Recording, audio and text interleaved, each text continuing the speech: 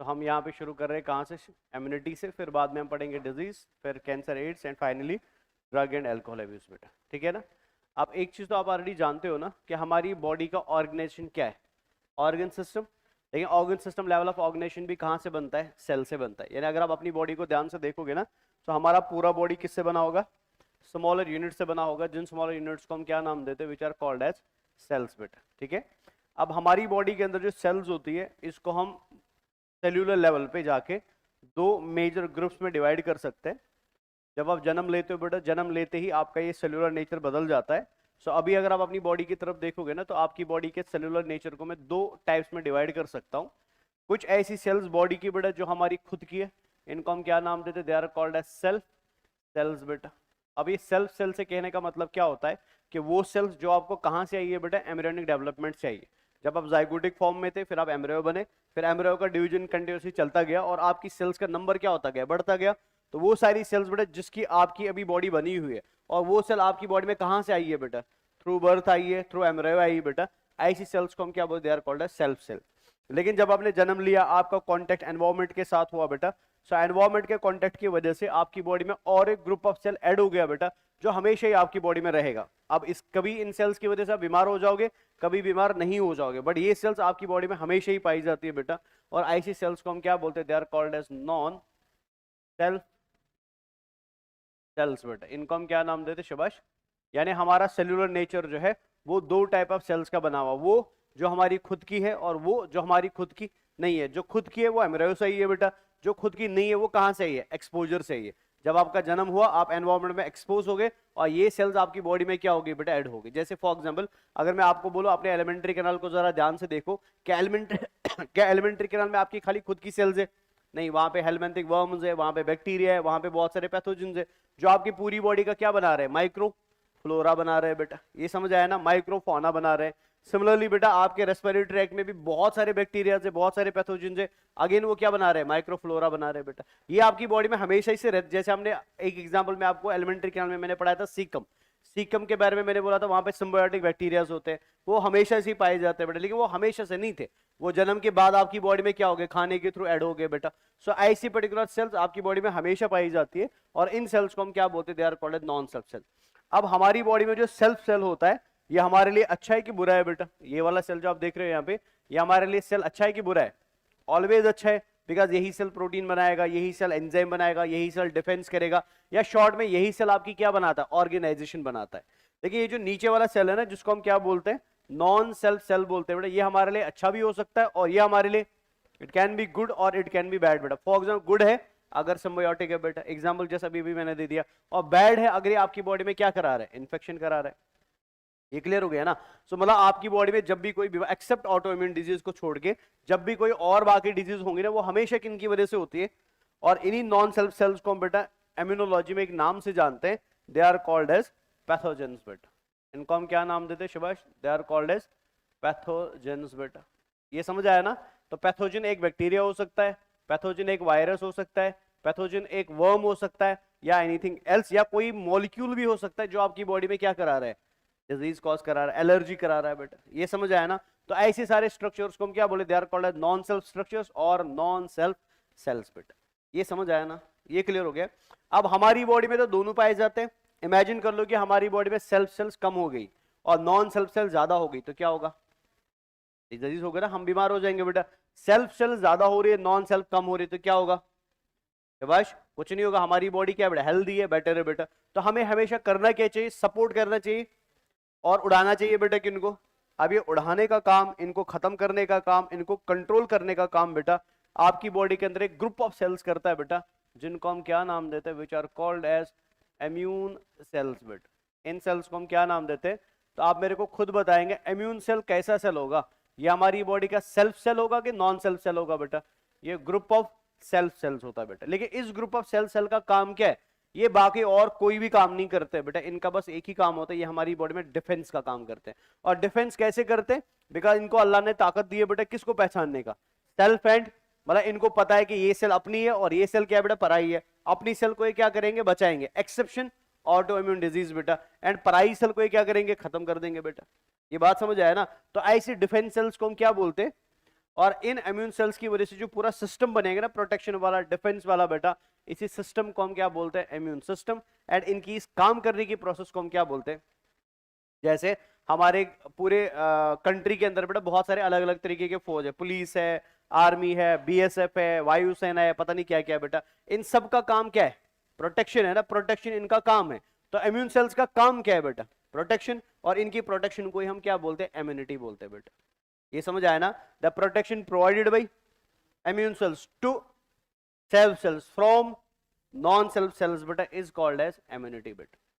खत्म हो गया ना? तो आज के बाद आपसे कोई पूछे इम्यूनिटी का मतलब क्या होता है, तो इम्यूनिटी का मतलब क्या है? The protection provided by immune cells बेटा to self cells against non self cells बेटा, this property is called as. तो अगर आपकी बॉडी में इम्यूनिटी है तो इम्यूनिटी क्या करेगा बेटा? आपकी सेल्फ सेल्स को बीमार करवाएगा कि उनको बचाएगा बेटा? और बचाने के लिए आपको हटाना किसे पड़ेगा बेटा? पैथोजेंस को। बस इसी को हम इम्यूनिटी बोलते हैं। ये समझ आया ना? तो ये पिक्चर भी सेम चीज रिप्रेजेंट कर रहा है। तो ये हमारी बॉडी का क्या है? ये हमारी बॉडी का क्या है बेटा? सेल्फ। ये हमारी बॉडी का सेल्फ सेल है बेटा। और ये सेल्फ सेल कोई नॉर्मल सेल्फ सेल नहीं है। ये कौन सा सेल्फ सेल बेटा? इट इज शाबाश, it is a immune cell बेटा। और ये अभी किसके साथ लड़ रहा है? शाबाश, एक ऐसे ऑर्गेनिज्म के साथ लड़ रहा है जो हमारा खुद का नहीं है बेटा। सो दैट मींस ये क्या है? वेरी गुड भैया, नॉन सेल्फ सेल बेटा। तो ऑटोमेटिकली ये क्या बन गया? दिस इज शाबाश, दिस इज पैथोजन। तो जब इनकी लड़ाई चलेगी बेटा, तो इनकी लड़ाई चलने की प्रोसेस को हम क्या बोलते हैं? इम्यूनिटी बोलते हैं। और मोस्ट कॉमनली बेटा इम्यूनिटी में एक बंदा बीमार हो जाएगा अगर कौन हारेगा? इम्यूनिटी में एक बंदा बीमार हो जाएगा अगर हारेगा कौन? और इम्यूनिटी में एक बंदे की बीमारी खत्म हो जाएगी बेटा अगर जीतेगा कौन? सेल्फ सेल बेटा। समझ आया ना? तो अगर ये जीत गया, ये हार गया, तो आप बीमार हो जाओगे। अगर ग्रीन वाला जीता और ये वाला हारा तो आप क्या हो जाएंगे? ठीक हो जाएंगे बेटा। ये तो क्लियर हो गया ना? ये समझ आया? अब यहाँ पे कुछ नाम लिखने वाला हूँ। चलो पहले अभी सेल, चलो इनको बाद में देखेंगे बेटा, पिक्चर को मैं बाद में ले आता हूँ। सो पहले आप इसको पढ़िए, एनसीईआरटी ने क्या लिखा है इसके बारे में। तो एनसीईआरटी लिख रहा है everyday we are exposed to, हमारे एनवायरमेंट में हर जगह क्या है? पैथोजन ही पैथोजन है बेटा। ये अल्लाह का करम है, हमको आंखों से पैथोजन नहीं दिखाई देते। इमेजिन कर लो कि अगर हमारी आंखों का माइक्रोस्कोपिक पावर ज्यादा होता तो हम कुछ भी चीज ना टच करते, ना खाते, ना पीते, बिकॉज़ हर जगह पे क्या है? बट हमको वो दिखाई नहीं दे रही। हमारे लिए अच्छा है कि बुरा है बेटा? हमारे लिए अच्छा है। ये समझ आया ना? So everyday we are exposed to large number of infectious agents, however only a few of these exposure result in disease बेटा। एवरीडे आपकी बॉडी के आसपास बैक्टीरिया घूमते हैं, पैथोजन घूमते हैं, पर हर दिन आप बीमार क्यों नहीं हो रहे बेटा? उसका रीजन क्या है? This is due to the fact that body is able to defend itself from most of these foreign agents बेटा। This overall ability of host, मतलब जिसके अंदर बेटा प्रोसेस चल रहा है बेटा, टू फाइट द, इसी को हम क्या बोलते हैं? इम्यूनिटी बोलते हैं। ये समझ आया ना? ये क्लियर हो गया? अब मैं यहाँ पे कुछ चीजें लिखने वाला हूँ, ठीक है ना? आप मुझे बताएंगे बेटा कि इनमें आपको क्या डिफरेंस दिखाई दे रहा है। इसको जरा ध्यान से देखना बेटा। जैसे फॉर एग्जांपल हम यहाँ पे लिखते हैं saliva, tears, HCl, mucus membrane, skin,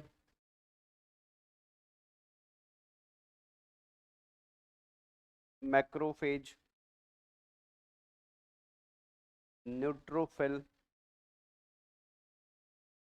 और यहाँ पे मैं सेल ज्यादा पढ़ाने वाला हूँ नहीं, बिकॉज सेल में ऑलरेडी आपको खत्म करा चुका हूँ। कहाँ पे? डिटेल में बेटा, ब्लड के अंदर, ठीक है? तो यहाँ पे दोबारा इनका कोई खास डिस्कशन नहीं होगा, ठीक है ना?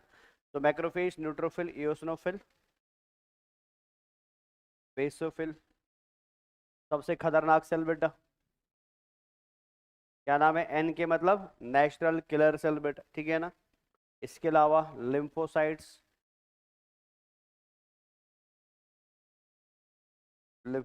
ठीक है ना? अब इन सारे लोगों को जरा एक बार अपनी प्यारी नजरों से ध्यान से देखो और मुझे बताओ बेटा, ये चीजें आपकी बॉडी में कब पाई जाती है? जन्म से पहले कि जन्म के बाद? जल्दी जल्दी। सलाइवा आपकी बॉडी में जन्म के बाद बना कि पहले भी था बेटा? टीयर बाद में बना कि पहले भी था बेटा? HCl बाद में बना कि पहले भी था?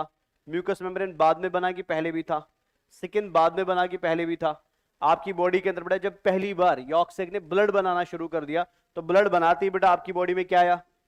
ऑल्दो काम बाद में करेंगे लेकिन प्रोडक्शन इनका पहले। मैक्रोफेज भी पहले आया, न्यूट्रोफिल, मतलब सब चीजें पहले ही आती है ना। इनमें से मेरे को बताओ आपकी बॉडी में कौन कौन डिफेंस का काम करता है? सब लोग डिफेंस का काम करते हैं। यानी आपकी बॉडी के अंदर अल्लाह ने एक डिफेंस का सिस्टम, भगवान ने एक डिफेंस का सिस्टम जन्म से पहले दिया कि जन्म के बाद में ही दिया बेटा? पहले ही दिया। एग्जाम्पल आप ये सारी ले सकते हो बेटा। यानी ये डिफेंस का मैकेनिज्म बेटा आपको जन्म लेने के बाद नहीं मिल रहा है। ये डिफेंस का मैकेनिज्म आपकी बॉडी में कब से है बेटा? जब आप एम्ब्रियोनिक लाइफ में पहली बार क्या बनाना शुरू कर दिए? ब्लड बनाना शुरू कर दिए, ऑर्गन्स बनाना शुरू कर दिए, टिश्यू बनाना शुरू कर दिए, ग्लैंड्स बनाना शुरू कर दिए, तो ऑटोमेटिकली बेटा आपकी बॉडी में पावर क्या आया? ये सारे डिफेंस सिस्टम का पावर आया ना। सो ये डिफेंस सिस्टम आपको बाय बर्थ मिल रहा है, बाय इनहेरिटेंस मिल रहा है, बाय जीन्स मिल रहा है बेटा। इस वजह से इस डिफेंस सिस्टम को हम क्या नाम देते हैं? दिस इज कॉल्ड एज शाबाश इनेट डिफेंस सिस्टम। अभी मैंने बोला डिफेंस सिस्टम को हम क्या बोलेंगे? Immune system. तो क्या बोलेंगे? इनेट इम्यून सिस्टम। एंड प्रॉपर्टी को हम क्या बोलते हैं? इम्यूनिटी। तो क्या बोलेंगे बेटा? शाबाश इनेट इम्यूनिटी बोलेंगे बेटा। मतलब सुन लेना, अभी लिखना नहीं है बेटा, सुनते जाओ पहले। तो मतलब क्या कहना चाहता हूं मैं यहाँ पे कि आपकी बॉडी के अंदर बेटा, आपकी बॉडी को प्रोटेक्ट करने के लिए नेचर ने क्या किया? आपको बेटा दो तरीके के डिफेंस सिस्टम प्रोवाइड किए। एक डिफेंस सिस्टम ऐसा है जो आपको माँ बाप से मिलता है बेटा, थ्रू जीन्स, या आपको इनहेरिटेंस से मिलता है बेटा। और यह आपकी बॉडी में कब पाया जाता है? जब आपका जन्म हुआ भी नहीं था, जब आपकी बॉडी को पता ही नहीं था पैथोजन क्या होता है, बैक्टीरिया क्या होता है, वायरस क्या होता है, कोई नॉलेज नहीं। बट फिर भी आपकी बॉडी में शुरुआत से क्या रखा गया? एक डिफेंस सिस्टम रखा है। ऑल्दो ये एक्टिवेट जन्म के बाद होगा, लेकिन इसका फॉर्मेशन कब हुआ है? जन्म से पहले ही हुआ है बेटा। So this type of defence system is called as, अगर मैं इसको इनेट बोल रहा हूं, इनेट का मतलब क्या होता है बेटा? अगर मैं इंग्लिश में इसको कन्वर्ट करूं तो इसका मतलब क्या होता है? बाय बर्थ बेटा। समझ आया ना? इस वजह से इसको क्या बोला जाएगा? इन शाबाश बॉर्न इम्यूनिटी भी बोला जाएगा। इसको हम इनबॉर्न इम्यूनिटी बोलते हैं। ये तो क्लियर हो गया ना? अब इसमें कुछ इंपॉर्टेंट बातें आपको याद है एनसीईआरटी में दी है, इनको जरा प्लीज ध्यान से सुनना बेटा। फॉर एग्जाम्पल, सबसे पहले हम सलाइवा की बात करते हैं, ठीक है ना? आपने कोई चीज खाना, मतलब कोई चीज खा ली आपने मार्केट से या कहीं से, आपने कोई खाने की चीज खा ली और उस खाने की चीज में फंगस था, उस खाने की चीज में बैक्टीरिया के 5-10 स्ट्रेन थे अलग अलग तरीके के, या 5-10 स्पीशीज थी बेटा, और उस खाने के अंदर मान के चलो किसी फ्लाई का या किसी इंसेक्ट का लार्वा था। तो जब ये चीजें बेटा आपके मुंह में आएगी तो आपने मुंह के अंदर इसको क्या करना शुरू कर दिया? चबाना शुरू कर दिया। तो मुझे बताओ आपका सलाइवा इन 3 चीजों में से किसको मारेगा? फंगस को मारेगा, बैक्टीरिया को मारेगा, लार्वा को मारेगा, किसको मारेगा बेटा? बैक्टीरिया को मारेगा। किस वाले बैक्टीरिया? मान लो 10 स्ट्रेन है बैक्टीरिया के, 10 में से किसको मारेगा? 10 के 10 सेल वॉल है बेटा। चलिए अब बताओ किसको मारेगा? 10 के 10 हार्मफुल है बेटा। वायरस भी हार्मफुल है, बैक्टीरिया भी हार्मफुल है, वायरस से, ये तो ऑलरेडी आपको पता है ना बेटा। वायरस हार्मफुल होता है, फंजे हार्मफुल होता है, बैक्टीरिया हार्मफुल होता है। किसको मारेगा? जल्दी जल्दी शाबाश। चुन के मारेगा कि सबको मारेगा? क्यों सबको मारेगा? बिकॉज़ इसके पास बेटा लाइसोजाइम एंजाइम है, और लाइसोजाइम एंजाइम बेटा हर उस बैक्टीरिया को मारेगा जिसके पास क्या है? सेल वॉल है बेटा। ये समझ आया ना? फिर चाहे वो बैक्टीरिया आपके लिए अच्छा हो या वो आपके लिए बुरा है बेटा, इसको कोई फर्क, बिकॉज ये बेटा सभी के लिए क्या करता है? बैक्टीरियसिडल का काम करता है बेटा। क्लियर है ना? सेम चीज अप्लाई होगी किस पे? सेम चीज अप्लाई होगी किस पे? अब आते हैं म्यूकस मेम्ब्रेन पे। आपने सांस ली, सांस में बेटा 10 बैक्टीरिया थे, 2-3 पोलन ग्रेन थे, या कुछ और चीज था बेटा। ये म्यूकस के थ्रू जब गुजरेंगे तो म्यूकस क्या करेगा? कुछ बैक्टीरिया को जाने देगा, कुछ पोलन को जाने देगा, कि सबको ट्रैप करने की कोशिश करेगा। ये इसका काम ही क्या है बेटा? वट एवर पैथोजन बाहर से आएगा, ये हर एक पैथोजन को रोकने की क्या करेगी बेटा? कोशिश करेगा बेटा। जैसे हम आते हैं मैक्रोफेज पे, हम आते हैं न्यूट्रोफिल पे, हम आते हैं इओसिनोफिल पे, हम आते हैं बेसोफिल पे, या इनमें से किसी भी सेल को, इंक्लूडिंग लिम्फोसाइट्स पे। शुरुआत में लिम्फोसाइट्स भी हम ले सकते हैं। तो मुझे बता मैक्रोफेज किस बैक्टीरिया को खाता है? सबको कि किसी एक पर्टिकुलर को? सबको खाता है। ये इंक्लूडिंग खाली बैक्टीरिया नहीं, आपकी बॉडी में कोई सेल पुराना हो चुका है ये उसको भी खा जाएगा बेटा, स्कैवेंजर का काम करेगा। न्यूट्रोफिल भी सबको खाता है। इओसिनोफिल बेटा हर एक एलर्जिक मटेरियल से क्या करेगा? नॉट इओसिनोफिल, बेसोफिल बेटा हर एक एलर्जिक मटेरियल से क्या कराएगा? एलर्जी कराएगा। जो भी एलर्जी होगी उसको रिवर्स कौन करेगा? ये मैं ऑलरेडी पढ़ा चुका हूं ना सर आपको ब्लड में, इसलिए जल्दी जल्दी बता रहा हूं मैं। यानी अगर आप इन सारी चीजों को एक साथ देखोगे ना, इनमें एक चीज कॉमन है बेटा, ये नेचर में स्पेसिफिक नहीं है बेटा। स्पेसिफिक का मतलब क्या हुआ? मान लो फादर में 20 सेल की बात करें, इधर जरा ध्यान से देखिए। आपका जस्ट आज जन्म हुआ, पहली बार आप दुनिया में आए बेटा, पहला दिन है आज आपका दुनिया में, घर वाले खुश है बेटा, ठीक है ना? राजा पैदा हो गया, ठीक है ना? और पहले ही दिन बेटा आपकी बॉडी में एंट्री मारी एक पैथोजन ने, जिसने आपको कराया कॉमन, ये प्लीज सुन लेना ध्यान से बेटा, जिसने आपको क्या कराया?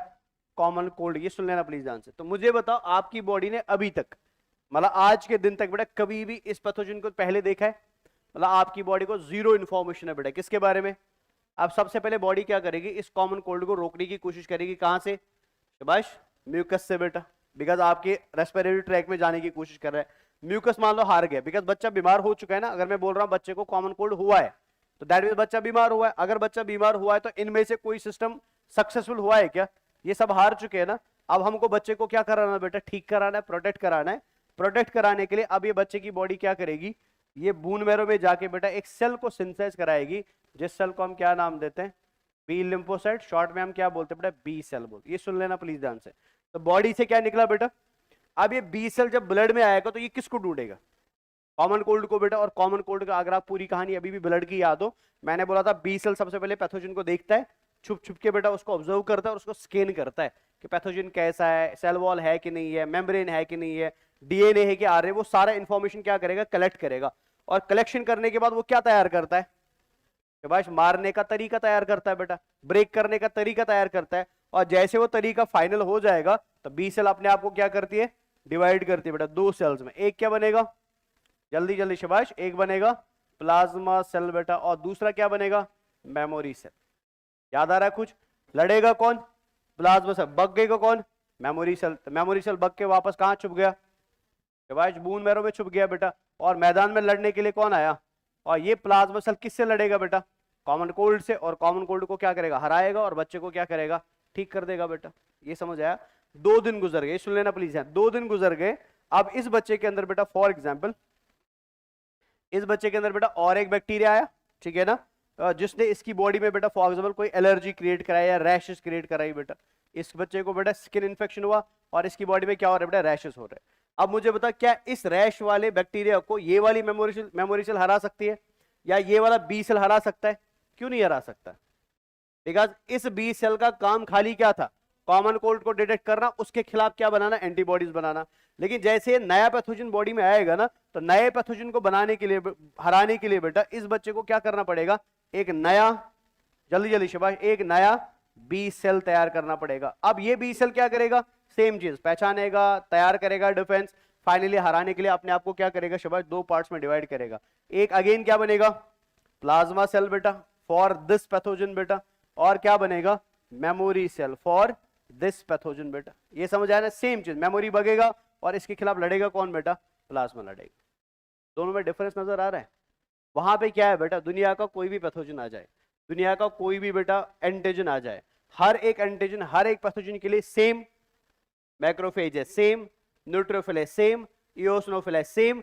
लेकिन यहां पे जरा ध्यान से देखिए, यहां क्या हो रहा है, हर नए पैथोजन के आने पे क्या बन रही है, एक नई बी सेल बन रही है, एक नई मेमोरी सेल बन रही है, एक नई, एंड इंक्लूडिंग इतना ही नहीं, जो प्लाज्मा सेल एंटीबॉडी बनाएगा ना, वो भी क्या होगा, नए तरीके का होगा। उसमें बेटा आपको क्या मिलेगा, प्रोटीन अमीनो एसिड का वेरिएशन मिलेगा बेटा। बात समझ आया ना। यानी यहाँ पे टारगेट के अकॉर्डिंग हम क्या कर रहे हैं, डिफेंस तैयार कर रहे हैं। और वहां पे बेटा हमने ऑलरेडी क्या रखा है, एक नॉर्मल डिफेंस सिस्टम रखा है, टारगेट कोई भी आ जाए ये उसके खिलाफ क्या करेगा, लड़ेगा बेटा। बात समझ आया।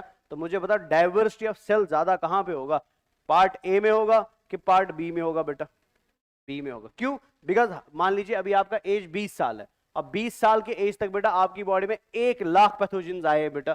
तो आपकी बॉडी में बी सेल्स भी कितनी होंगी, मेमोरी सेल्स भी कितनी होंगी बेटा। और आपकी बॉडी में इस बी सेल ने बेटा अपने जीन्स को कितनी बार ट्रांसलेट शिफ्ट कराया होगा बेटा, 1 लाख बार। यानी 1 लाख बार इसने आईजीए बनाया, बट हर आईजीए पुराने से क्या था, थोड़ा सा डिफरेंट था बेटा। ये समझ आया ना। तो यहाँ पे डायवर्सिटी ऑफ सेल क्या है, ऑल्दो यहाँ पे सेल 2 ही होगा, B cell and T cell, वहां पे आपको सेल ज्यादा दिखेगा, लेकिन डायवर्सिटी ज्यादा किसमें होगा, बिकॉज यहाँ पे हर नई बी सेल पुरानी से क्या होती है, डिफरेंट होती है बेटा, बेस्ड ऑन की। जैसे आपने अभी भी देखा था, कोरोना आया था, कोरोना में सबसे पहले हम बीमार हो गए फिर ठीक हो गए, तो हमारी बॉडी में क्या हुई बेटा, इम्यूनिटी। लेकिन जब कोरोना बदला तो पुरानी वाली इम्यूनिटी किसी काम लगी, तो हमको क्या करना पड़ा, दोबारा एक नया, बिकॉज इम्यूनिटी बेटा आपको कौन देता है, बी सेल देता है पैथोजन के लिए बेटा। अगर आप बीमार हो गए तो, अगर नहीं हुए दैट मींस आपको ऑलरेडी डिफेंस कहां से मिला है, उधर से मिला है बेटा। ये बात समझ आया ना। तो ये डिफेंस सिस्टम आपको कहां से मिल रहा है, माँ बाप से मिल रहा है क्या, ये डिफेंस सिस्टम आपको मिलता है थ्रू एक्सपोजर बेटा। जब आपकी बॉडी में पैथोजन आएगा ये डिफेंस सिस्टम बने। मान लीजिए आप एक अमीर घर के बच्चे बेटा, आपको घर वालों ने जिंदगी में कभी बाहर जाने ही नहीं दिया, आपको नहीं पता दूल क्या होता है, गंदा पानी क्या होता है, गंदा खाना क्या होता है बेटा। और एक दिन आप अचानक 20 साल बाद कहाँ आए बेटा, बाहर आए। जैसे बाहर आओगे तो ऑटोमेटिकली क्या हो जाओगे, बीमार हो जाओगे, आपको एक साथ सारे इन्फेक्शन हो जाए। क्यों, बिकॉज आपकी बॉडी में वो इम्यून सिस्टम तो है, लेकिन ये इम्यून सिस्टम, ये समझ रहे क्या बता रहे हैं, ये क्लियर हो गया ना। तो ये सिस्टम बनाने के लिए आपको क्या होना है, बीमार होना है, आपको खुद को एक्सपोज करना पड़ेगा, किससे, पैथोजन से। जब तक आप एक्सपोज नहीं करोगे तब तक आपको ये इम्यून सिस्टम नहीं मिलेगा बेटा। कुछ दिन पहले हमने लमार्क की एक थ्योरी पढ़ी थी, अगर आपको याद हो, थ्योरी क्या था, इनहेरिटेंस ऑफ, तो वो हम जिंदगी में सीखते थे ना, ये इम्यून सिस्टम हमको कहां मिल रहा है, थ्रू एक्सपोजर मिल रहा है, थ्रू लाइफ मिल रहा है बेटा, सीखने से मिल रहा है बेटा। इस वजह से इस सिस्टम को हम क्या नाम देते हैं, दिस इज कॉल्ड एज, जल्दी जल्दी शिवाय, एक्वायर्ड इम्यूनिटी बेटा। यानी आपकी बॉडी में इम्यून सिस्टम कितने टाइप्स का है, दो टाइप्स का, एक जो थ्रू बर्थ मिल रहा है और एक जो आप जिंदगी में हासिल करते हो बेटा। ये समझा, थ्रू एंटीजेनिक एक्सपोजर बेटा। अगर मैं आपको दोनों में डिफरेंस बता दूं तो इसका डिफरेंस क्या आएगा बेटा, यहां पे आपको सेल्स के, ये आपको मिलेगा इनेट और ये आपको मिलेगा ये इनेट, ये मिलेगा एक्वायर्ड बेटा, ये मिलेगा थ्रू इनहेरिटेंस और ये इनहेरिटेंस के थ्रू ये एक्सपोजर से मिलता है बेटा। यहां पे आपको सेल्स की डाइवर्सिटी क्या मिलेगी, कम, यहां पे डाइवर्सिटी क्या मिलेगी, ज्यादा बेटा। समझ आया ना। यहां पे आपको क्या मिलेंगी, यहां पे आपको एंटीबॉडीज नहीं मिलेंगी, यहां पे आपको क्या मिलेंगी, एंटीबॉडीज मिलेंगी। समझ आया ना। यहां पे मेमोरी सेल है, यहां पे आपको क्या मिलेंगी, मेमोरी सेल्स मिलेंगे। ये समझ आया ना। ये आपके बॉडी के क्या होते हैं, दो मेजर ब्रांच होते हैं बेटा, किसके, इम्यून सिस्टम। मुझे पता इनमें से खतरनाक कौन है बेटा, इनेट वाला क्या एक्वायर्ड वाला।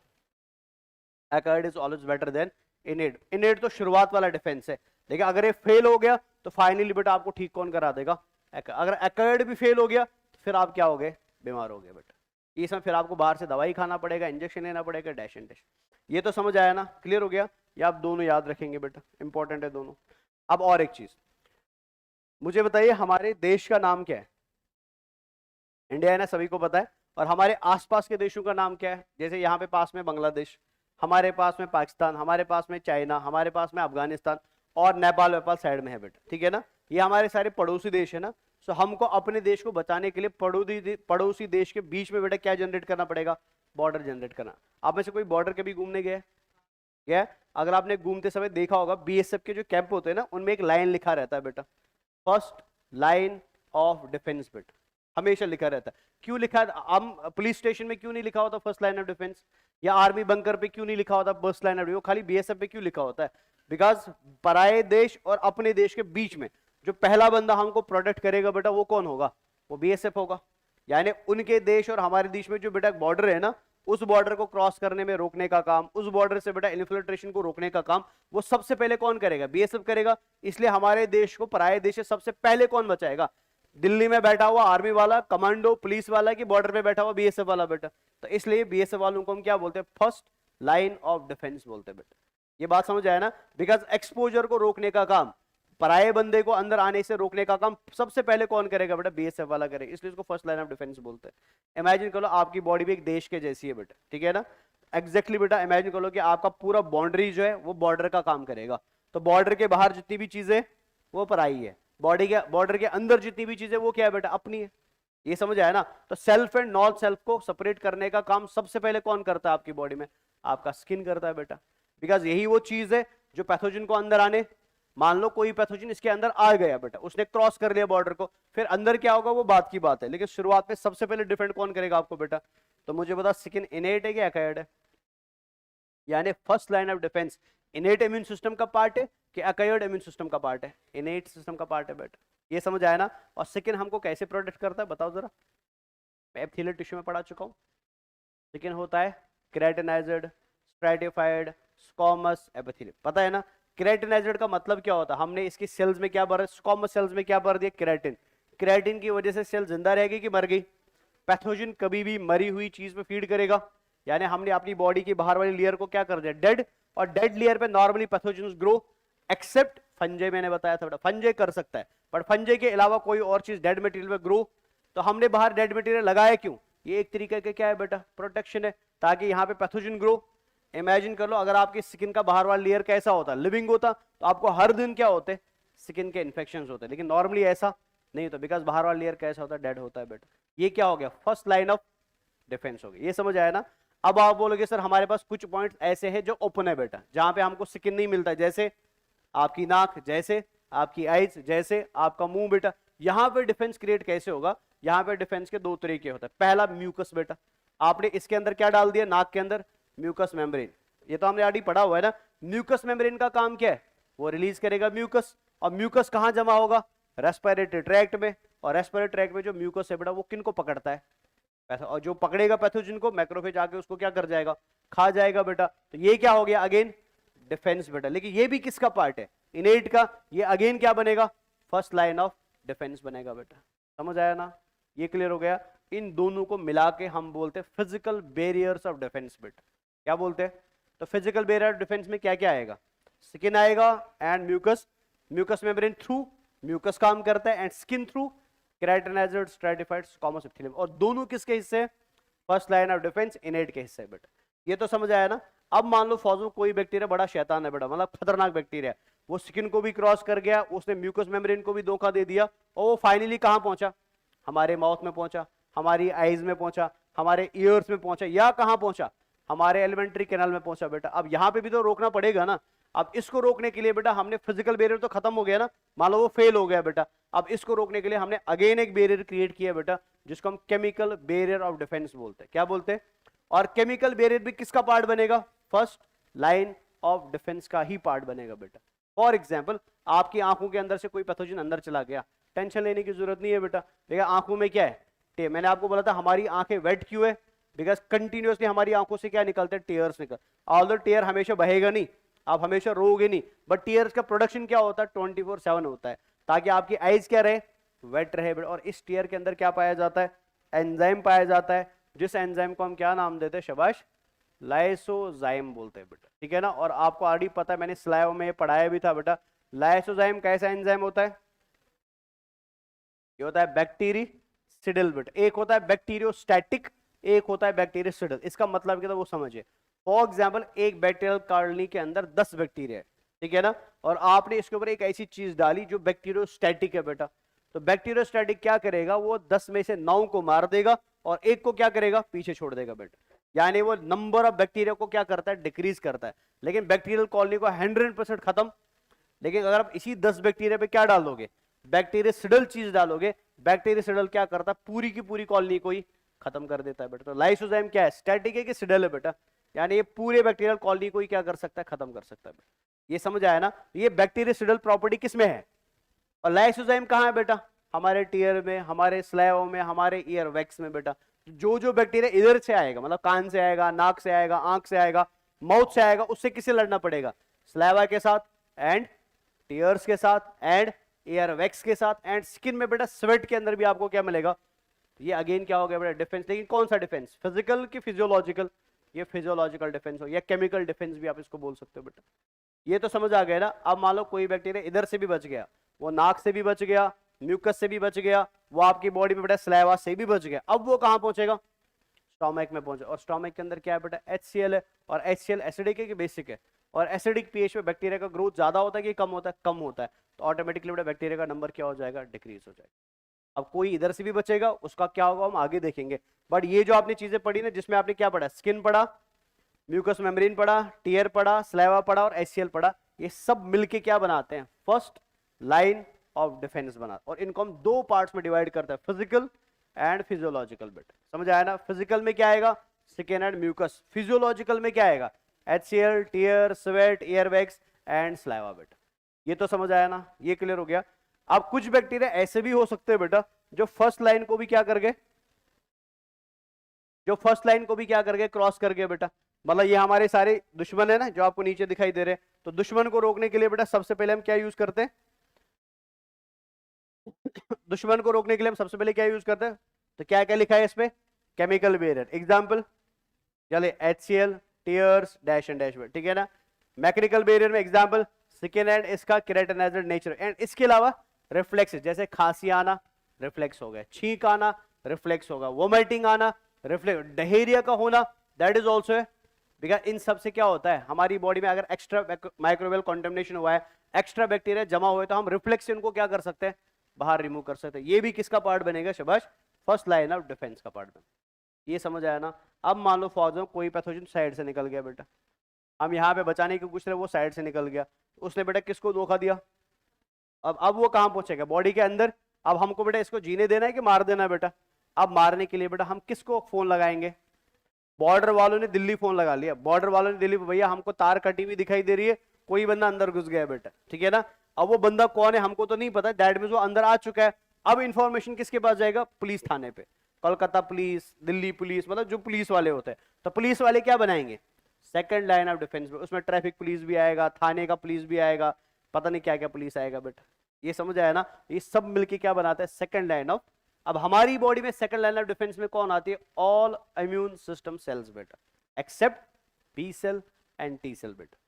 जितनी भी इम्यून सिस्टम में सेल्स है, सारी सेल्स मिलके बेटा एक नेक्स्ट सिस्टम को बनाएगी, जिसको हम क्या बोलते हैं बेटा, ये समझ आया। एग्जाम्पल बता दो कौन कौन सा cell, macrophage, basophil, eosinophil, neutrophil, natural killer cell, ये सब क्या काम करते हैं बेटा, they all work for second line of defence बेटा। ये समझ आ रहा है क्या बता रहा हूं मैं, एक्सेप्ट क्या है, B cell and T, short में लिम्फोसाइट, आप याद रख लेना बेटा, क्लियर है ना।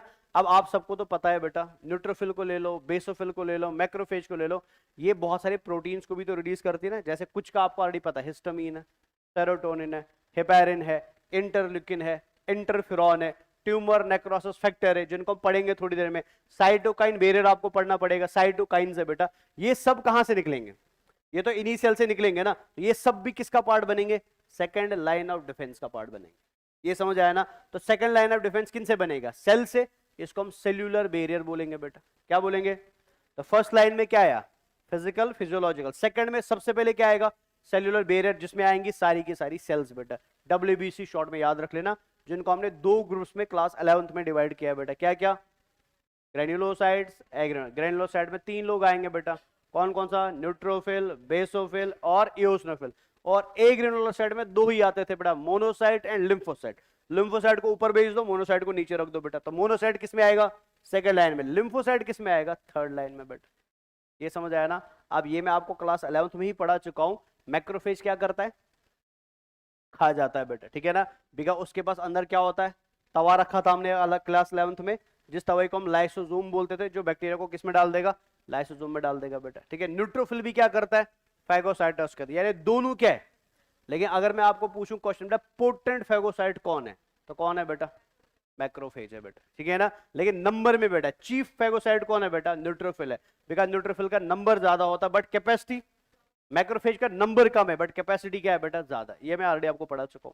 ये क्लियर है। बचा कौन, बेसोफिल एंड न्यूट्रोफिल बेटा, बेसोफिल एंड इओसिनोफिल बेटा। बेसोफिल इन्फ्लेमेशन कराएगा, इओसिनोफिल इन्फ्लेमेशन को कम कर देगा बेटा। इन्फ्लेमेशन कैसे होता है वो मैं ऑलरेडी आपको पढ़ा चुका हूं, बट यहाँ पे मैं थोड़ा सा उसका फिर से आइडिया देने वाला हूं, ठीक है ना। तो ये सब मिलकर क्या बना लिया बेटा, सेकंड लाइन ऑफ।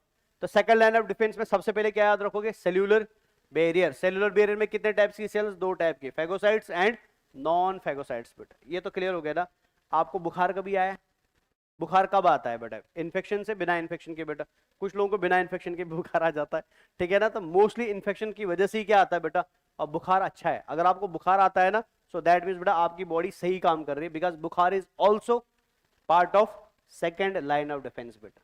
बात समझ आया ना। कभी सूजन हुई है इन्फेक्शन की जगह पे, जैसे दांत में दर्द है तो ये सूख गया बेटा, सूजन होती है ना, तो सूजन मतलब इन्फ्लेमेशन बेटा, that is also part of second line of defence. And सबसे इंपॉर्टेंट जिसमें एग्जाम में सबसे कॉमन क्वेश्चंस पूछे जाते हैं, that is cytokine barrier. Cytokine barrier भी किसका पार्ट आता है, सेकंड लाइन ऑफ। समझ आया ना। एक बार जरा रिपीट कर लो, हम इसको थोड़ा प्रॉपर से पढ़ेंगे थोड़ी देर में, बट एक बार आप फटाफट से रिपीट करिए। इम्यून सिस्टम के टोटल कितने ब्रांच हैं, 2, कौन कौन सा, by birth and after birth. By birth वाला एंड आफ्टर बर्थ वाला, specific, acquired, non specific, high diversity, acquired, low diversity, memory, acquired, no memory. Overall ये दोनों मिलके कितने लाइंस ऑफ डिफेंस बनाते हैं, 3 लाइंस। कौन सा, first line, second line and third line. First line में, फर्स्ट लाइन इनेट है कि एक्वायर्ड है, इनेट है। सेकंड लाइन इनेट है कि एक्वायर्ड है, अगेन इनेट है बेटा। थर्ड लाइन खाली क्या है, एक्वायर्ड है बेटा, क्लियर ना। फर्स्ट लाइन में क्या आएगा, फिजिकल एंड फिजियोलॉजिकल। फिजिकल में क्या आएगा, स्किन एंड म्यूकस। फिजियोलॉजिकल में क्या आएगा, जो भी आपको याद रहेगा, ठीक है, saliva, HCl, tear, dash and dash, ठीक है ना। सेकंड लाइन, फर्स्ट लाइन के बाद बेटा फिजियोलॉजिकल खत्म हो गया, फर्स्ट लाइन पूरा खत्म हो गया। फिर आते बेटा सेकंड लाइन में। सेकंड लाइन में सबसे पहले याद रखोगे सेल्यूलर बेर।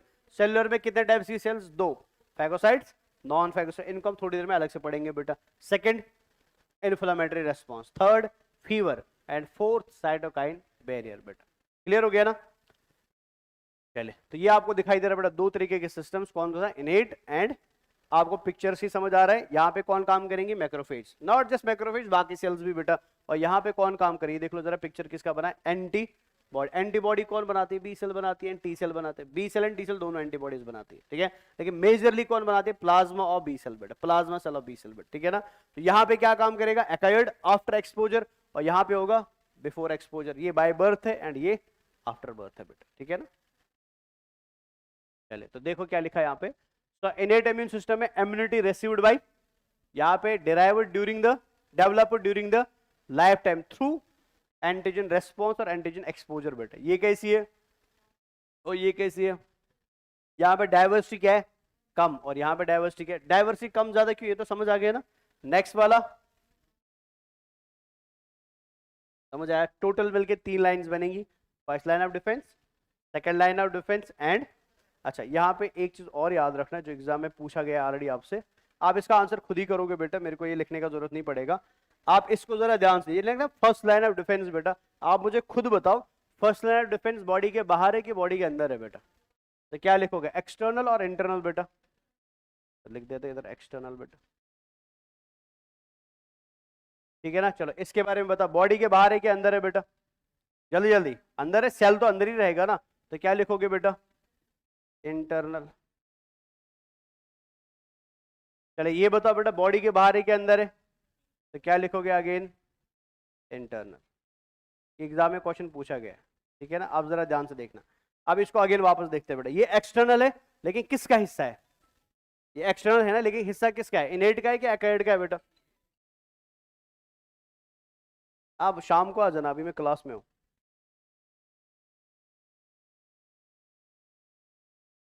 चलिए अब इसको जरा वापस देखें, फर्स्ट लाइन ऑफ डिफेंस है ना, तो फर्स्ट लाइन ऑफ डिफेंस इनेट का पार्ट है कि एक्वायर्ड का पार्ट है बेटा। तो अगर ये इनेट का पार्ट है, मुझे बता स्पेसिफिक होगा कि नॉन स्पेसिफिक होगा, नॉन स्पेसिफिक बेटा। ये समझ आ रहा है क्या लिख रहा हूं मैं। अब इसको जरा देख लो, ये नेचर में कैसा है, इंटरनल, अगेन किसका पार्ट है, तो अगेन स्पेसिफिक होगा कि नॉन स्पेसिफिक होगा, ये भी नॉन स्पेसिफिक होगा, समझ आया ना। अब जरा लास्ट वाले को देख लो ध्यान से, ये कैसा है बेटा, इंटरनल, स्पेसिफिक, नॉन स्पेसिफिक, ये स्पेसिफिक होगा, क्लियर हुआ, तो रटने की जरूरत नहीं है इसको बेटा।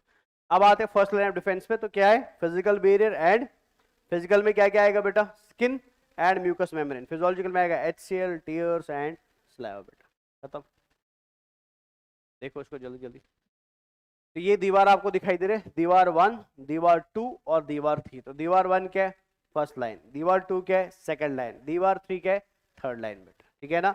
सबसे पहले हम रोकने की कोशिश कहाँ करेंगे, फर्स्ट लाइन पे, ठीक है, जहाँ पे स्किन आएगा बेटा।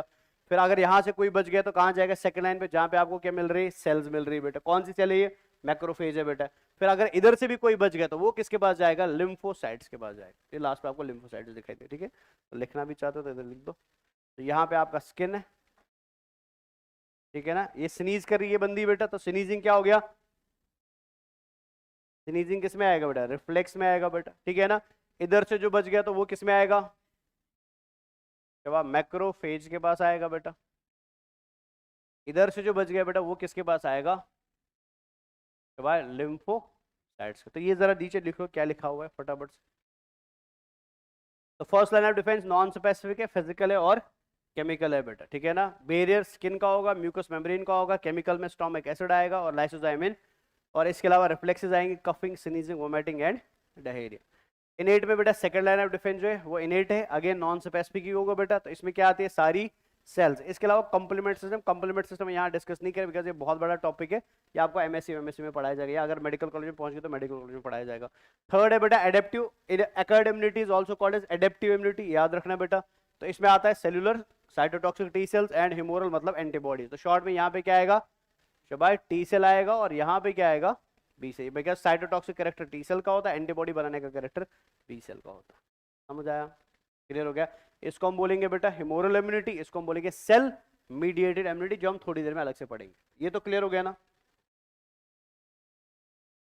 जरा ध्यान से देख लो इसको भी। तो फर्स्ट लाइन में था, सेकंड लाइन में क्या है, प्रोटेक्टिव प्रोटीन्स, जो मैंने अभी बताया क्या क्या, interleukin, interferon, tumour necrosis factor and dash and dash. Second phagocytes, phagocyte कौन कौन है, मैक्रोफेज एंड न्यूट्रोफिल, दो ही फैगोसाइट्स होती है। Third inflammation and fever, and इसके अलावा नेचुरल किलर सेल्स बेटा, ठीक है ना। लास्ट वाला शाबाश, बी सेल, जिसके पास क्या होती है, एंटीबॉडी एंड टी सेल बेटा।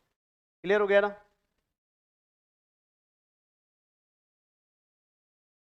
देख लो जरा इसको, इसमें हम खाली इसके बारे में पढ़ेंगे थोड़ी देर बाद, इंटरफेरॉन्स के बारे में। ये हमको दो जगह पढ़ना पड़ेगा, फीवर में भी पढ़ना पड़ेगा और साइटोकाइन बैरियर में भी पढ़ना पड़ेगा। बाकी आप याद रख लो, लेकिन इंपॉर्टेंट है नहीं। क्लियर। अब हम सबसे पहले किस पे आते हैं, सेल्यूलर बैरियर पे आते हैं। सेल्यूलर बैरियर को मैं ऑलरेडी पूरा डिटेल में आपको पढ़ा चुका हूँ सर्कुलेटरी सिस्टम में। थोड़ा सा यहाँ पे आइडिया देते हैं ताकि आपको थोड़ा सा रिवीजन, बट पुराना एक बार प्लीज रिपीट कर देना, ठीक है। आपको ऑलरेडी पता है ब्लड में तीन टाइप की सेल्स, तीन टाइप की सेल्स बोलने में होती है, लेकिन एक्चुअल में दो ही टाइप ऑफ सेल होता है बेटा, बिकॉज लास्ट वाला पार्ट सेल नहीं होता है, वो एक्चुअल में फ्रेगमेंट ऑफ सेल होता है बेटा। सेल कौन कौन सा होता है बेटा, एक होता है आपका आरबीसी और एक होता है आपका डब्ल्यूबीसी। थ्रोम्बोसाइट्स को हम सेल्स नहीं मानते because they are fragments of megakaryocytes बेटा। चलो उसको भी हम सेल में थोड़ी देर के लिए इंक्लूड करते हैं, बट इन तीन में से डिफेंस का काम एक्चुअल में किसका है, डब्ल्यूबीसी का। बिकॉज थ्रोम्बोसाइट का काम क्लॉटिंग का होता है, आरबीसी का ट्रांसपोर्ट का होता था, बचा कौन, डब्ल्यूबीसी, जो हमारी बॉडी में क्या करे, डिफेंस, यानी इम्यून सिस्टम एक्चुअली में कौन बनाता है, डब्ल्यूबीसी बनाता है। दो टाइप्स की होते हैं बेस्ड ऑन साइटोप्लाज्म बेटा। अगर साइटोप्लाज्म में वेसिकल्स ग्रेन्यूल्स है तो आप उसको ग्रेन्युलोसाइट बोलोगे। अगर साइटोप्लाज्म एकदम साफ सुथरा है बेटा, कोई ग्रेन्यूल नहीं, कोई वेसिकल नहीं बेटा, तो क्या बोलोगे, एग्रेनुलोसाइट। एग्रेनुलोसाइट दो ही टाइप की होती है बेटा। सबसे बड़े वाली साइज की सेल जो एग्रेनुलोसाइट नेचर की होती है बेटा, उसको मैक्रोफेज बोलते हैं। मैंने आपको बार बार बोला था, अगर आप बॉडी में किसी सेल से डरोगे तो वो खाली एक ही सेल होगा बेटा, दैट इज मैक्रोफेज, बिकॉज ये लार्ज साइज की होती है और नेचर इसका नाम ही है ना मैक्रोफेज, मतलब लार्ज साइज की सेल जिसका काम क्या है बेटा, फैगोसाइटोसिस का काम है। क्लियर है ना। बची कौन बेटा, lymphocyte, they are small sized cells, उनका साइज ज्यादा बड़ा नहीं होता है, but they are equally important बेटा, बिकॉज वो भी क्या करते हैं, डिफेंस का ही काम करते हैं। दोनों के ग्रेन्यूल्स एब्सेंट होते हैं तो दोनों ऑटोमेटिकली क्या बनेंगे, ए ग्रेनुलोसाइट्स बने, ठीक है ना। बट यहाँ पे एक सेल का थोड़ा सा प्रॉब्लम है जो आपको समझना है। यहाँ पे एक सेल ऐसी होती है जो बनती है बेटा किस ब्रांच में, ग्रेनुलोसाइट के ब्रांच में, लेकिन काम कहां पे करती है, ए ग्रेनुलोसाइट के। ये समझ लेना ध्यान से, मतलब एक ऐसा सेल है जो बनेगी, जब फॉर्मेशन ऑफ ब्लड होगा ना तो ये सेल बनता है बेटा किन के साथ, ग्रेनुलोसाइट्स, यानी इसकी फैमिली मेंबर्स कौन है, लेकिन ये ग्रेनुलोसाइट्स को छोड़ के बेटा किसका पार्ट बन जाता है, यानी ये सेल एक्चुअल में एक्वायर्ड सिस्टम का सेल है, लेकिन काम किसके साथ करता है, इनेट के साथ बेटा। एग्जाम्पल क्या आएगा, नेचुरल किलर सेल आएगा बेटा। ये मैंने वहां पे भी बोला था, नेचुरल, ये दिख रहा है हाथ, मैंने बताया था वहां पे, मैंने बोला ये सबके ऊपर क्या रखेगा, अपना हाथ रखे, और किसको चेक करेगा, एमएचसी को, मेजर हिस्टो कंपैटिबिलिटी कॉम्प्लेक्स को। जिस सेल का एमएचसी को कम दिखेगा ये उसको क्या कर देता है, गोली मार देता है बेटा, फिनिश कर देता है। ये समझ आया ना। ये सेल एक्चुअल में किसका सेल है, एक्वायर्ड इम्यून सिस्टम का, लेकिन ये काम किसके साथ करता है, इनेट के साथ काम, याद रखना। और नेचर में कैसा होता है, नॉन, बिकॉज ये खाता वाता नहीं, ये डायरेक्टली क्या करता है, सेल को बर्स्ट कर देता है बेटा। कौन, नेचुरल किलर सेल। अब बचा कौन बेटा, फैगोसाइट। फैगोसाइट में आपने क्या क्या याद रखा, जस्ट अभी अभी, मैक्रोफेज एंड न्यूट्रोफिल। और मैं आपको बार बार बता चुका हूं, जब ब्लड पढ़ा रहा था मैंने बोला था the monocyte of tissue is known as macrophage बेटा, and the macrophage of blood is known as monocyte. मतलब क्या है इस चीज का, जिस सेल को आप यहां पर देख रहे हो, ये मान के चलिए आपका ब्लड है, और ये फॉर एग्जाम्पल बेटा आपकी बॉडी का टिश्यू है, ये साइड में टिश्यू है बेटा, ठीक है ना। और इस ब्लड के अंदर एक सेल रहती है बेटा, जो एमोबाइडल सेल है, ऐसी लार्ज साइज सेल है,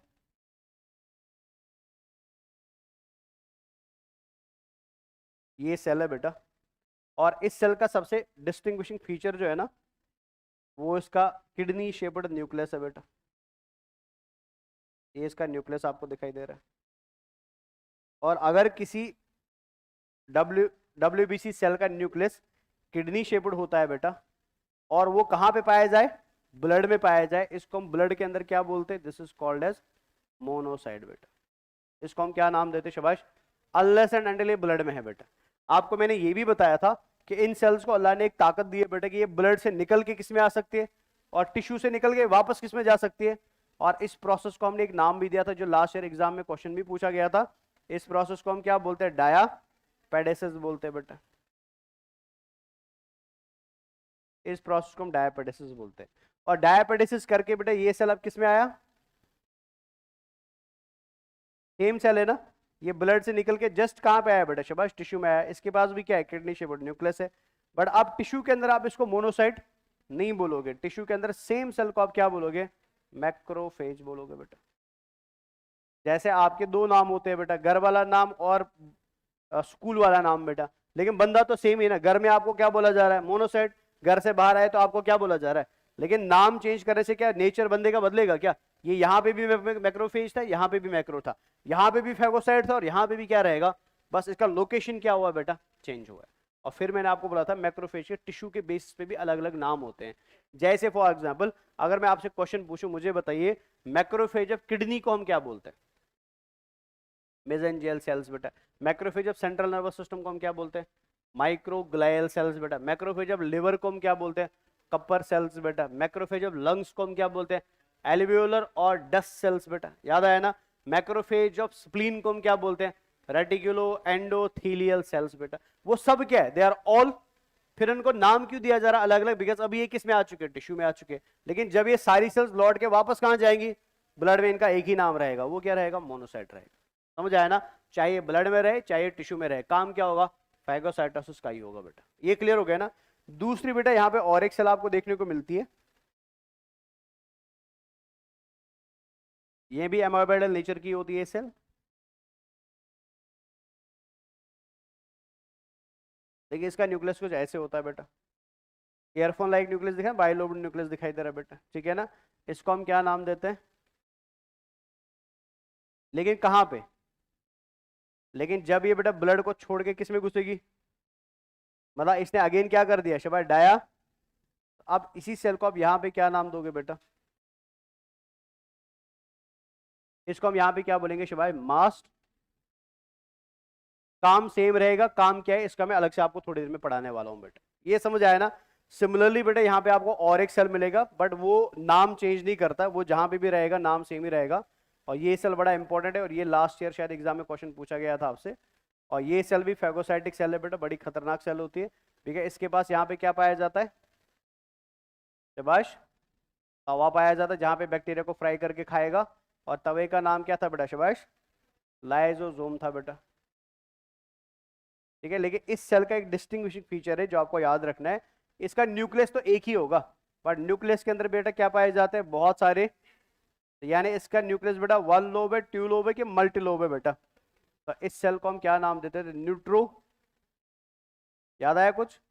और इसी न्यूट्रोफिल को बेटा, बिकॉज इसमें बहुत सारे न्यूक्लियस होते हैं, इसको हम PMNC भी बोलते हैं, मतलब पॉलीमॉर्फो न्यूक्लियर सेल भी बोलते थे बेटा। ये एग्जाम में क्वेश्चन पूछा गया आपसे, समझ आया ना। और अगर आपको अभी भी ब्लड अच्छे से याद हो, मैंने वहां पे आपको बोला था based on the number of nuclear बेटा हम बता सकते हैं कि न्यूट्रोफिल यंग है, अडल्ट है कि ओल्ड है बेटा। और इस इंडेक्स को हमने क्या नाम दिया था, शेलिंग्स इंडेक्स नाम दिया था। अगर 2 है तो यंग है बेटा, 3-4 है तो मतलब अडल्ट है बेटा, लेकिन 4 से 5 से ज्यादा है तो फिर हम ऐसी न्यूट्रोफिल्स को ओल्ड न्यूट्रोफिल्स बोलते हैं।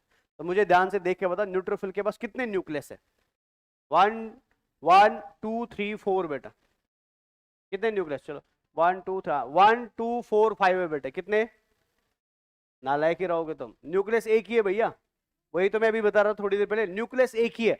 पर न्यूक्लियस क्या है बेटा, जैसे हम बचपन में बैलून, आजकल वो नए बैलून आए ना जिसको ऐसे बांधते फिर कुछ शेप बना देते, तो बैलून एक ही है, लेकिन बैलून को हमने बीच में क्या कर दिया, बांध दिया, तो उसके क्या बन गए बेटा। लेकिन ओवरऑल बैलून कितने हैं, न्यूक्लियस यहाँ पे एक ही है, बट उसके लोब्स कितने हैं बेटा, 2 हो सकते हैं, 4 हो सकते हैं, 5 या 5 से ज्यादा हो सकते हैं बेटा। ये समझ आया ना। तो ये प्लीज आप याद रहे, इसमें बस इतना ही इंपॉर्टेंट है, बाकी कुछ खास याद रखने की जरूरत नहीं है। मेजर जो चीजें बेटा वो मैंने ऑलरेडी, साइज, स्ट्रक्चर, शेप, वो ऑलरेडी मैं आपको कहां पढ़ा चुका हूं, ब्लड में पढ़ा चुका हूं, ठीक है। यहाँ पे आप याद रहे फैगोसाइटिक सेल्स, आप 2 नाम याद रखेंगे, ब्लड में एंड ब्लड में है तो, टिश्यू में है तो मैक्रोफेज। दूसरी फैगोसाइट कौन होते हैं, neutrophil. Basophil phagocytic character show नहीं करते, बेसोफिल भी ब्लड में होगी, बेसोफिल भी टिश्यू में होगी, बट बेसोफिल नेचर में नॉन फैगोसाइटिक होते हैं, वो इन्फ्लेमेशन कराता है, बट वो फैगोसाइटोसिस, फैगोसाइटोसिस का काम किसका है, न्यूट्रोफिल का है। और इसलिए यहाँ पे खाली 2 ही नाम लिखे हैं बेटा, यहाँ पे लिखा है मोनोसाइट ऑफ द ब्लड, और यही मोनोसाइट जब टिश्यू में आएगा इसका नाम क्या पड़ेगा, मैक्रोफेज पड़ेगा। एंड न्यूट्रोफिल तो बेटा जहां पे भी रहे इसका नाम चेंज नहीं होता, न्यूट्रोफिल न्यूट्रोफिल ही रहता है। तो नीचे कुछ लिखा है न्यूट्रोफिल के बारे में, वो क्या लिखा है बेटा, शाबाश, PMNC बेटा, पॉलीमॉर्फो न्यूक्लियर सेल बेटा, समझ आया ना। दोनों का न्यूक्लियस अगर आप देखेंगे, इसमें बेटा आपको नॉर्मल किडनी शेप न्यूक्लियस मिलेगी, यहाँ पे क्या मिल रहा है, मल्टी लोबड। एक चीज कॉमन है बेटा, इसके पास भी क्या है, लाइसोसोम, और इसके पास भी क्या है बेटा, बिकॉज दोनों क्या करते हैं, फैगोसाइटोसिस करते हैं। क्लियर हो गया ना, फिनिश है ये आपका सेल्यूलर बैरियर फिनिश हो गया। अगर किसी को ये समझ नहीं है एक बार फटाफट से बता दो, फिर आगे बढ़ता है। सेल्यूलर बैरियर एकदम क्लियर हो गया, किसी को कोई डाउट तो नहीं रहना इसमें? तो एक बार मेरे लिए फटाफट से सेल्यूलर बैरियर रिपीट कर दो आप जल्दी जल्दी। सेल्यूलर बैरियर फटाफट से रिपीट करिए। सेल्यूलर बैरियर में आपने टोटल कितने टाइप की सेल्स याद रखी? दो टाइप की, ग्रेन्युलोसाइट्स और ग्रेन्युलोसाइट में कौन कौन आएगा? न्यूट्रोफिल, बेसोफिल और eosinophil. The basophil of tissue is known as mast cell, the mast cell of blood is known as basophil. बेटा कहीं पे भी रहे काम एक ही होगा, वो क्या होगा? इन्फ्लेमेशन, जो मैं आपको जस्ट अभी इसके बाद पढ़ाने वाला हूँ। इसके अलावा बेटा हमने एग्रेनुलोसाइट्स में दो टाइप की सेल्स देखी बेटा, कौन कौन सा? Lymphocyte and macrophage. Macrophage of tissue, macrophage of blood is known as monocyte of tissue is known as macrophage. बेटा क्लियर हो गया ना? फिर हमने बेटा इनका तरीका क्या है डिफेंस करने का, उसके बेस पे दो ब्रांच बना दिए, phagocytes and non phagocyte. Non phagocyte में कौन आएगा? नेचुरल किलर सेल आएगा, ये आपको याद रखना है। न्यूट्रोफिल आएगा, सॉरी नेचुरल किलर सेल आएगा, इसमें आपको बेसोफिल आएगा, इसमें आपका इओसिनोफिल आएगा, इसमें आपको लिम्फोसाइट आएगा बेटा नॉन फैगोसाइट्स में। लेकिन फैगोसाइट्स में कौन आएगा? दो ही लोग आएंगे बेटा, कौन कौन सा? Neutrophil and macrophage. क्लियर है ना? मैक्रोफेज टिश्यू वाला एंड मोनोसाइट ब्लड वाला बेटा। और न्यूट्रोफिल कहीं पे भी रहे उसका नाम चेंज नहीं होगा, वो न्यूट्रोफिल ही रहेगा। बट उसमें एक इंपॉर्टेंट बात याद रहे, that is it is polymorphonuclear cell. बेटा खत्म हो गया ना? चलिए अब आते हैं सेकंड पे, दैट इज इन्फ्लामेशन। अब कुछ बच्चों को बेसोफिल के बारे में शायद मैंने ब्लड में पढ़ाया हुआ है, कुछ बच्चे नए आए, तो उनके लिए मैं थोड़ा सा बेसोफिल का स्ट्रक्चर समझाना चाहता हूं, फिर हम समझेंगे कि बेसोफिल इन्फ्लामेशन कैसे कराता है बेटा। ठीक है ना? तो अभी हम कौन सा बैरियर पढ़ रहे हैं? First line, second line? First तो खत्म हो गया ना बेटा, अभी हम क्या पढ़ रहे हैं? सेकंड लाइन ऑफ डिफेंस पढ़ रहे हैं। ठीक है, ये मान के चलिए ये बेसोफिल है बेटा। ठीक है ना? बेसोफिल मेम्ब्रेन वाली सेल है, ये तो सबको पता है। और इसके मेम्ब्रेन पे बेटा एक रिसेप्टर पाया जाता है, ये प्लीज ध्यान से सुनना। इसके मेम्ब्रेन पे एक रिसेप्टर पाया जाता है, और इस रिसेप्टर को हम हार्मोन में बहुत बार पढ़ चुके हैं बेटा। So this receptor is called as serpentine receptor होता था ना, इसको हम क्या बोलते थे? इस रिसेप्टर को हम क्या बोलते थे बेटा? जी, तुम लोग नालायक रहोगे, तुम लोग कुछ करने वाले हो नहीं बेटा। ठीक है ना? इस रिसेप्टर को हम क्या बार 10 बार बता, 1000 बार बता चुका हूं हार्मोन्स में।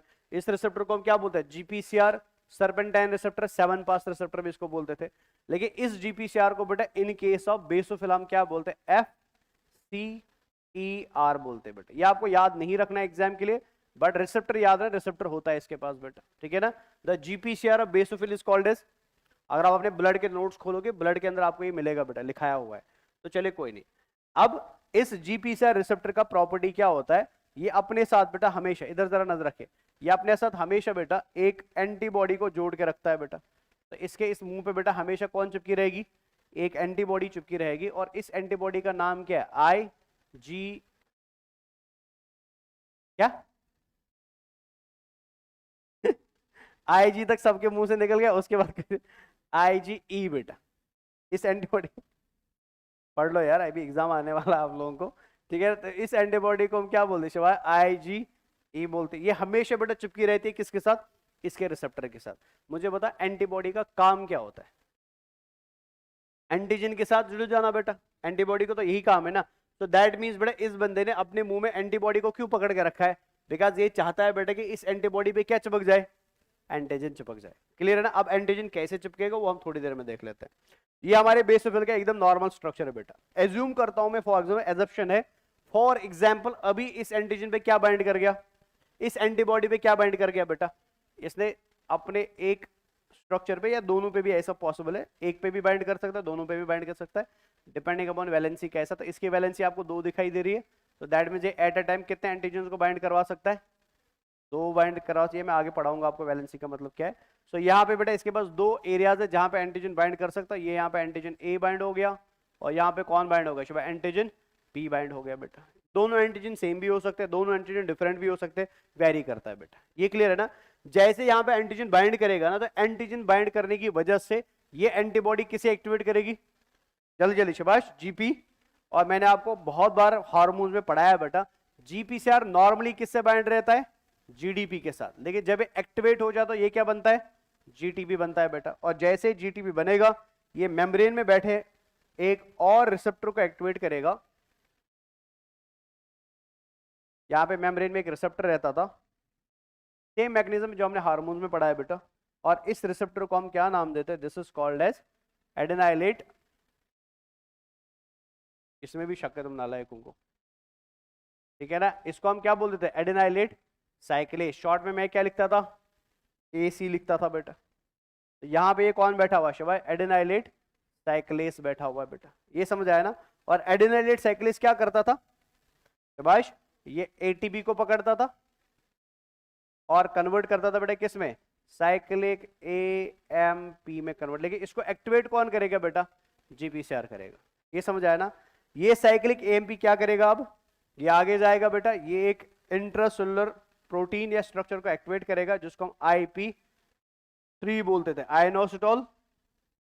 जल्दी जल्दी शाबाश, 3 फॉस्फेट बेटा। और आपको अगर अभी भी याद होगा, मैंने बोला था आयनोसिटोल 3 फॉस्फेट किसके पास जाता है? स्मूथ एंडोप्लाज्मिक रेटिकुलम के पास जाता है। और किसको रिलीज करवाता है? जल्दी जल्दी शाबाश, कैल्शियम को रिलीज करवाता है। तो क्या रिलीज हुआ यहां से? जल्दी जल्दी शाबाश, कैल्शियम रिलीज हुआ बेटा। ये समझ आया। अब मुझे बता, इस सेल की जिसकी हम ये सारी कहानी पढ़ रहे हैं, ये कौन सी सेल है बेटा? बेसोफिल है ना। ग्रेन्युलोसाइट है क्या एग्रेन्युलोसाइट है बेटा? सो दैट मींस बेटा इसके साइटोप्लाज्म के अंदर यहाँ पे कहीं क्या होंगे? ये देख रहा बेटा, ये ग्रेन्यूल्स है इसके, अलग अलग जगह पे ऐसे ग्रेन्यूल्स होंगे बेटा, ठीक है ना। और अगर आपको अभी भी अच्छे से याद है ब्लड वाला पोर्शन, मैंने बोला था इन ग्रेन्यूल्स में 3 चीजें पाई जाती है। किसी के पास सेरोटोनिन है, किसी के पास हेपेरिन है, किसी के पास हिस्टामीन है बेटा। याद आया? तो फॉग इसके पास क्या है? सेरोटोनिन। इसके पास क्या है? हेपेरिन। और इसके पास क्या है बेटा? हिस्टामीन। ये समझ आया ना। हम इस बेसोफिल से क्या करवाना चाहते हैं? इन्फ्लामेशन। और इन्फ्लामेशन क्यों करवाना चाहते हैं वो आपको नेक्स्ट स्लाइड में पता चलेगा। बट इन्फ्लामेशन करने के लिए इन 3 में हमको क्या चाहिए? सेरोटोनिन चाहिए, हेपेरिन चाहिए कि हिस्टामीन चाहिए बेटा? हमको खाली हिस्टामीन चाहिए। सेरोटोनिन वैसो कंस्ट्रक्टर होता है, हिस्टामीन एंटीकोगुलेंट होता है। लेकिन डायलेटर कौन होता है बेटा? तो इन्फ्लामेशन कैसे होगा? डायलेशन से ही तो होगा ना। तो डायलेशन करने के लिए हमें क्या चाहिए? तो क्या होगा? जरा आप खुद आइडिया लगा लो शाबाश। ये कैल्शियम जाएगा बेटा और किस पे बाइंड करेगा? जल्दी जल्दी, किस पे बाइंड करेगा बेटा? और इसको कहाँ घसीट के लाएगा? शाबाश, मेम्ब्रेन की तरफ बेटा। और क्या करवाएगा? एक्सोसाइटोसिस। वेरी गुड बेटा, एक्सोसाइटोसिस करेगा। और जैसे एक्सोसाइटोसिस होगा तो अंदर से जो चीज निकलेगी बेटा बाहर टिश्यू में, वो क्या होगा? शाबाश, हिस्टामीन होगा। अब आगे हिस्टामीन क्या करेगा वो हम नेक्स्ट पिक्चर में देखेंगे। तो यहाँ पे आप समझ लिए बेटा रिलीज ऑफ हिस्टामीन कैसे होता है बेटा। ये समझ आया ना। तो हिस्टामीन बिना एंटीजन के बाइंड करे बेटा कभी रिलीज हो सकता है। अगर आपकी बॉडी में इन्फ्लेमेशन हो रहा है तो दैट मींस बेसोफिल को कौन मिला है? एंटीजन मिला है। तो बेसोफिल आपकी बॉडी को क्या कराना चाहती है? खराब कराना चाहती है कि बचाना चाहती है बेटा? या आपको बचाना चाहती है। और बचाने के लिए बेटा क्या हो रहा है? हिस्टामीन का रिलीज हो रहा है। और हिस्टामीन आगे जाके क्या करवाएगा? इन्फ्लेमेशन कराएगा बेटा। ये तो समझ आ गया ना। अब ये रिलीज कैसे होगा? ये बेसोफिल एक्टिवेट कैसे होगा? इसके लिए जरूरी क्या है बेटा? आपकी बॉडी में क्या होना चाहिए? शाबाश, इन्फेक्शन होना चाहिए बेटा। ये समझ आया ना, तभी तो ये रिलीज होगा ना। अब इमेजिन कर लो फॉर एग्जांपल जस्ट अभी अभी आपकी बॉडी में कहीं पे क्या हुआ? और इन्फेक्शन का मतलब पैथोजन बाहर है कि पैथोजन अंदर है? एंड बिकॉज़ हम सेकंड लाइन ऑफ डिफेंस की बात करें, सो दैट मीन पैथोजन ने फर्स्ट लाइन को हरा दिया और वो कहां पहुंचा बेटा? सेकंड लाइन में पहुंचा। और सेकंड लाइन में जैसे इन्फेक्शन हो जाता है ना, जिस सेल को, ये सुन लेना प्लीज ध्यान से, जिस सेल को इन्फेक्शन हो जाता है, मान लो फॉर एग्जांपल मेरी नाक में इन्फेक्शन हुआ तो नाक की सेल, कान में इन्फेक्शन हुआ तो कान की सेल, हाथ में इन्फेक्शन हुआ तो हाथ की सेल बेटा रिलीज क्या करेगी? एक मॉलिक्यूल को जिसको हम नाम देते हैं प्रोस्टाग्लैंडिन बेटा। क्या नाम देते हैं? प्रोस्टाग्लैंडिन बेटा। ये रिलीज कौन कर रहा है? जल्दी जल्दी शिवा, ये रिलीज कौन कर रहा है? वो सेल जिसपे बेचारी में बीत रही है बेटा, ठीक है, जो बेचारी अभी कब्जे में है, जिसपे क्या हो रहा है बेटा? इन्फेक्शन हो रहा है। समझ आया ना। प्रोस्टाग्लैंडिन जैसे रिलीज होता है ना, प्रोस्टाग्लैंडिन क्या करता है बेटा? ये बेसोफिल को क्या करा देगा? एक्टिवेट बेटा। और इसके रिसेप्टर की एक्टिविटी को क्या कर देगा? शाबाश, जल्दी, रिसेप्टर की एक्टिविटी को क्या कर देगा? इंक्रीज कर देगा बेटा, पहली बात। दूसरी बात बेटा, जिस जगह पे इंफेक्शन हो रहा है ना, उस जगह के पेन रिसेप्टर्स को, मतलब जो आपको पेन सेंस करवाएंगे बेटा, पेन रिसेप्टर्स को एक्टिवेट करा देता है। यानी जब भी आपको बॉडी में कहीं पे इंफेक्शन हो जाता है ना, आपको पेन होता है, वो पेन किसकी वजह से हो रहा है? शाबाश, प्रोस्टाग्लैंडिन की वजह। यानी प्रोस्टाग्लैंडिन एट अ टाइम 2 काम करता है। पहला, इन्फ्लेमेशन को शुरू करवाता है। जो मैंने आपको प्रक्रिया बताई ना, प्रक्रिया बंद करने के लिए बेटा किसका बाइंड होना जरूरी है, लेकिन इसको बाइंड कराने में एक्चुअल में कौन रिस्पॉन्सिबल है बेटा, एंड दूसरा ये क्या करवाएगा, पेन करवाए। पेन से तो आपको पता चलेगा कुछ गड़बड़ है, बिकॉज अगर इन्फेक्शन के बाद, इन्फेक्शन होने से हमको पेन नहीं होगा ना, हम सारी चीजों को क्या करेंगे, अवॉइड, कुछ नहीं हो रहा है। लेकिन पेन से हमको थोड़ा बहुत क्या हो जाए, टेंशन हो जाती है, पता चल जाते कुछ गड़बड़ है, हम डॉक्टर को दिखाते हैं, दवाई खाते हैं बेटा। तो पेन होना is also kind of defence mechanism बेटा, ताकि आपको पता लगे कि अंदर कुछ गड़बड़ हो रहा है। एंड दूसरा, ये उस एरिया में बेटा आपको फाइनली क्या करा देगा, इन्फ्लेमेशन करा देगा। ये समझ आया ना। अब इन्फ्लेमेशन कैसे होगा, कुछ खास होता नहीं है बेटा, सिंपल में आप बस ये डायग्राम देखें, फिर इसके साथ फिनिश हो जाएगा। ये मान के चलिए फॉर एग्जाम्पल ये एक ब्लड वेसल था,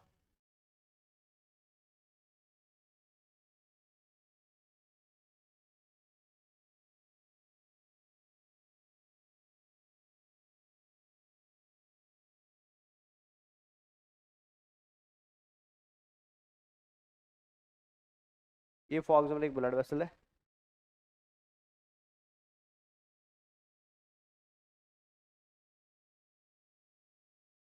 ये ब्लड वेसल आपको अभी एकदम नॉर्मल ब्लड वेसल दिखाई दे रही है,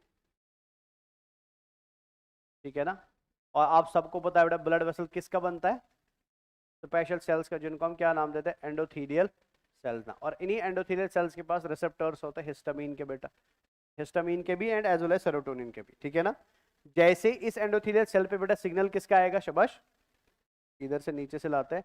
सो इस सेल के पास अभी भी किसका सिग्नल आया, हिस्टामिन का सिग्नल आया बेटा। जैसे हिस्टामिन का सिग्नल रिसीव करेगा तो ये पूरा का पूरा ब्लड वेसल क्या हो जाएगा, शाबाश, इन्फ्लेट हो जाए। ये ऐसे पहले ब्लड वेसल ऐसे था, आप बेटा बीच में जहां पे रिसेप्टर बाइंड कर चुका है ना हिस्टामिन, वो उस एरिया को क्या करा देगा, फुला देगा बेटा ऐसे। तो ब्लड वेसल का डायमीटर क्या हो गया, आप खुद जरा अपना दिमाग लगाओ, आपके पास एक फ्लेक्सिबल मटेरियल है, आप इस फ्लेक्सिबल मटेरियल को ऐसे खींच रहे हो, तो जो उस फ्लेक्सिबल मटेरियल का मॉलिक्यूलर स्ट्रक्चर होगा या मॉलिक्यूलर अरेंजमेंट होगा, वो बेटा रिलीज मतलब लूज हो जाएगा कि और स्ट्रांग हो जाएगा बेटा, लूज हो जाएगा। जैसे आप उसको खींचोगे ना, उस स्ट्रक्चर के जो मॉलिक्यूलर स्ट्रक्चर है या जो मोनोमर है बेटा, उनके बीच में जो गैप था ना, वो ऑटोमेटिक स्ट्रेचिंग से क्या हो जाएगा, ये समझे। जब आपने ब्लड वेसल को खींच लिया, तो ब्लड वेसल के खींचने के चक्कर में क्या हो जाएगा, इन एंडोथेलियल सेल्स के बीच में क्या जनरेट हो जाएगा, ये समझ रहे हो क्या बता रहा हूं मैं, इनके बीच में ऐसे गैप जनरेट हो जाएगा इस तरीके से। और इस गैप का फायदा दो लोग उठाते हैं।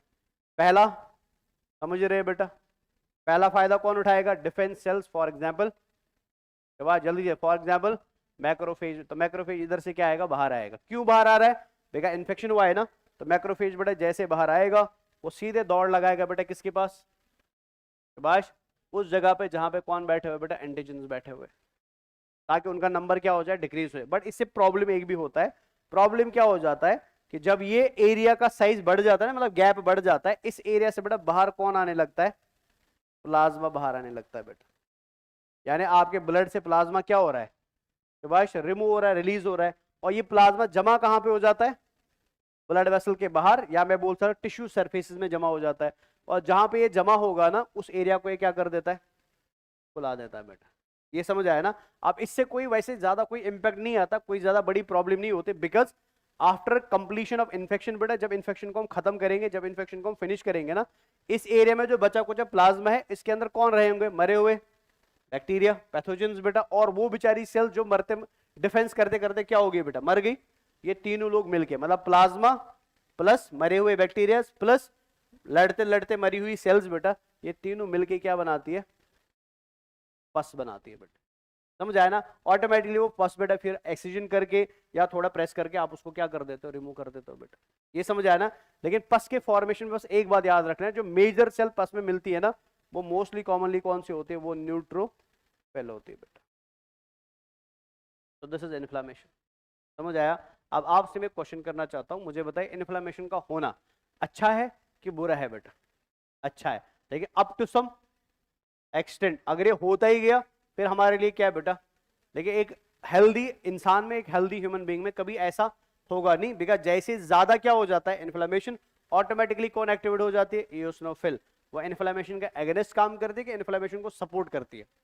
इसलिए हमने ब्लड में क्या लिखा था, इओसिनोफिल एंटी इन्फ्लेमेटरी और एंटी पैरासिटिक होती है बेटा। लेकिन बेसोफिल क्या होते हैं, इन्फ्लामेटरी होती है बेटा। ये समझ आया ना। और इओसिनोफिल कैसे एंटी इन्फ्लेमेटरी है, बिकॉज इओसिनोफिल एक एंजाइम को बनाती है बेटा, जिस एंजाइम को हम क्या बोलते हैं, एमिनेस बोलते हैं बेटा, याद आया ना। और हिस्टामिनेस किसको काटेगा, हिस्टामिन नहीं है तो इन्फ्लेमेशन भी नहीं है बेटा, समझ आया ना। ये खत्म हो गया आपका इन्फ्लेमेटरी रेस्पॉन्स बेटा। फिर से मैं बता देता हूँ पस क्या है बेटा, पहले आप ये पिक्चर देखो, चलो इसमें मैं फिर से पस को समझाता हूँ, पहले आप इस पिक्चर को समझिए। तो हम पढ़ रहे हैं बेटा सेकंड लाइन ऑफ डिफेंस का सेकंड मैकेनिज्म, जिसको हम क्या बोलते हैं। और इन्फ्लेमेटरी रेस्पॉन्स क्यों होता है, बिकॉज इन्फ्लेमेटरी रेस्पॉन्स की वजह से बेटा हम चाहते हैं कि ब्लड क्या हो जाए, हम चाहते हैं कि इन्फेक्शन क्या हो जाए, रुक जाए, स्टॉप हो जाए। अब ये करने के लिए हम क्या कर रहे हैं, हमने एक मॉडल ले लिया, फॉर एग्जाम्पल ये मान के चलिए आपकी कोई बॉडी की ब्लड वेसल है बेटा, और ये बाहर में क्या है, टिश्यू है, और इस ब्लड वेसल में क्या हुआ, डैमेज। और डैमेज का फायदा किन्होंने उठाया बेटा, जल्दी जल्दी शाबाश, डैमेज का फायदा किन्होंने उठाया, पैथोजेंस ने उठाया। तो ये अंदर घुस रहे बेटा, इनको मौका मिलना चाहिए अंदर आने का बेटा, तो ये अंदर आ गए, ठीक है ना। जिस बेचारी सेल का डैमेज हुआ, ये ब्लड वेसल भी हो सकता है, टिश्यू भी हो सकता है, स्किन, मतलब कोई भी सेल बेटा, जिस भी सेल का डैमेज होता है, डैमेज्ड सेल बेटा,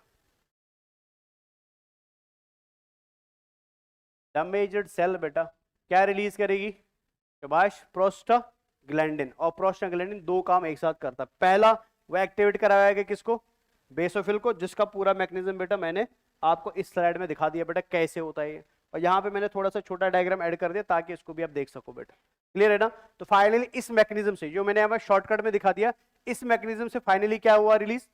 और ये आपको कौन सी सेल दिखाई दे रही है यहाँ पे, बेसोफिल मास सेल बेटा, एमसी लिखा हुआ है नीचे। और ये इसका क्या है, जीपीसीआर रिसेप्टर, जिसको हम क्या बोलते हैं, FCER। और यहाँ पे क्या जुड़ा है, IgEG, यहाँ पे ऑलरेडी देखा हुआ है बेटा, ठीक है ना। अब जैसे, अच्छा दूसरा काम प्रोस्टाग्लैंडिन क्या करेगा, ये पेन रिसेप्टर्स को एक्टिवेट करा देगा बेटा। यानी अगर आपको इन्फेक्शन हो रहा है, आपकी बॉडी में दो काम एक साथ होंगे, एक पेन होगा, और पेन के जस्ट बाद बेटा वहां पे क्या होगा, इन्फ्लेमेशन। ये जो नॉर्मल अपने दांत के दर्द में देखा होगा, पहले पेन होता है, बाद में क्या होता है, इन्फ्लेमेशन होता है, ठीक है ना।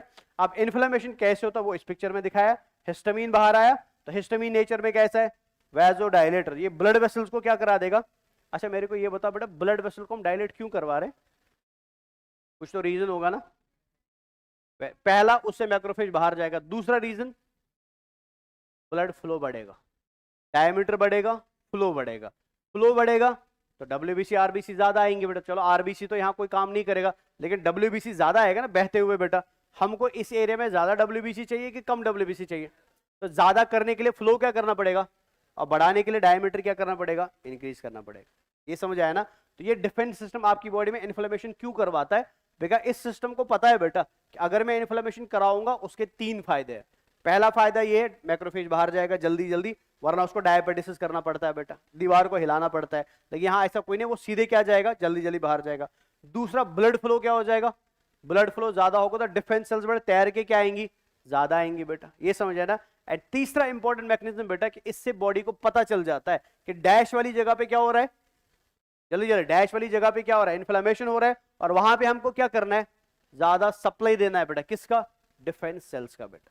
इमेजिन करो आपकी बॉडी में कहीं पे इन्फेक्शन हो रहा है, बट वहां पे इन्फ्लेमेशन नहीं हो रहा है बेटा, आपको कभी पता चलेगा यहाँ पे इन्फेक्शन है, नहीं बेटा, समझ आया ना। तो पेन का होना, इन्फ्लेमेशन का होना आपकी बॉडी के लिए, हमारी बॉडी के लिए क्या होता है, जरूरी होता है, बिकॉज ये आपकी बॉडी के इम्यून सिस्टम को क्या करता है, जगा देता है बेटा, और बता देता है कि इस जगह पे क्या हो रहा है बेटा, इन्फेक्शन हो रहा है।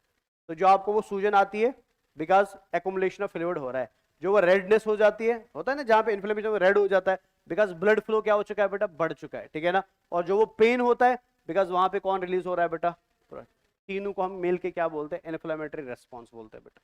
ये समझ आया ना। चलिए फाइनली आपने वैसोडायलेशन करा दिया, तो वैसोडायलेशन से बाहर कौन जा रही है, और मैक्रोफेज कहां जाएगा, साइट, ये एरो दिखा रहा है साइट ऑफ इन्फेक्शन, बिकॉज यहाँ पे इन्फेक्शन हो रहा है ना, पैथोजन तो यहाँ ही आ रहा है ना, ये मैक्रोफेज बेटा कहां जाएगा, साइट ऑफ, और क्या कर देगा, पैथोजन को खा जाएगा बेटा, ये समझ आया ना।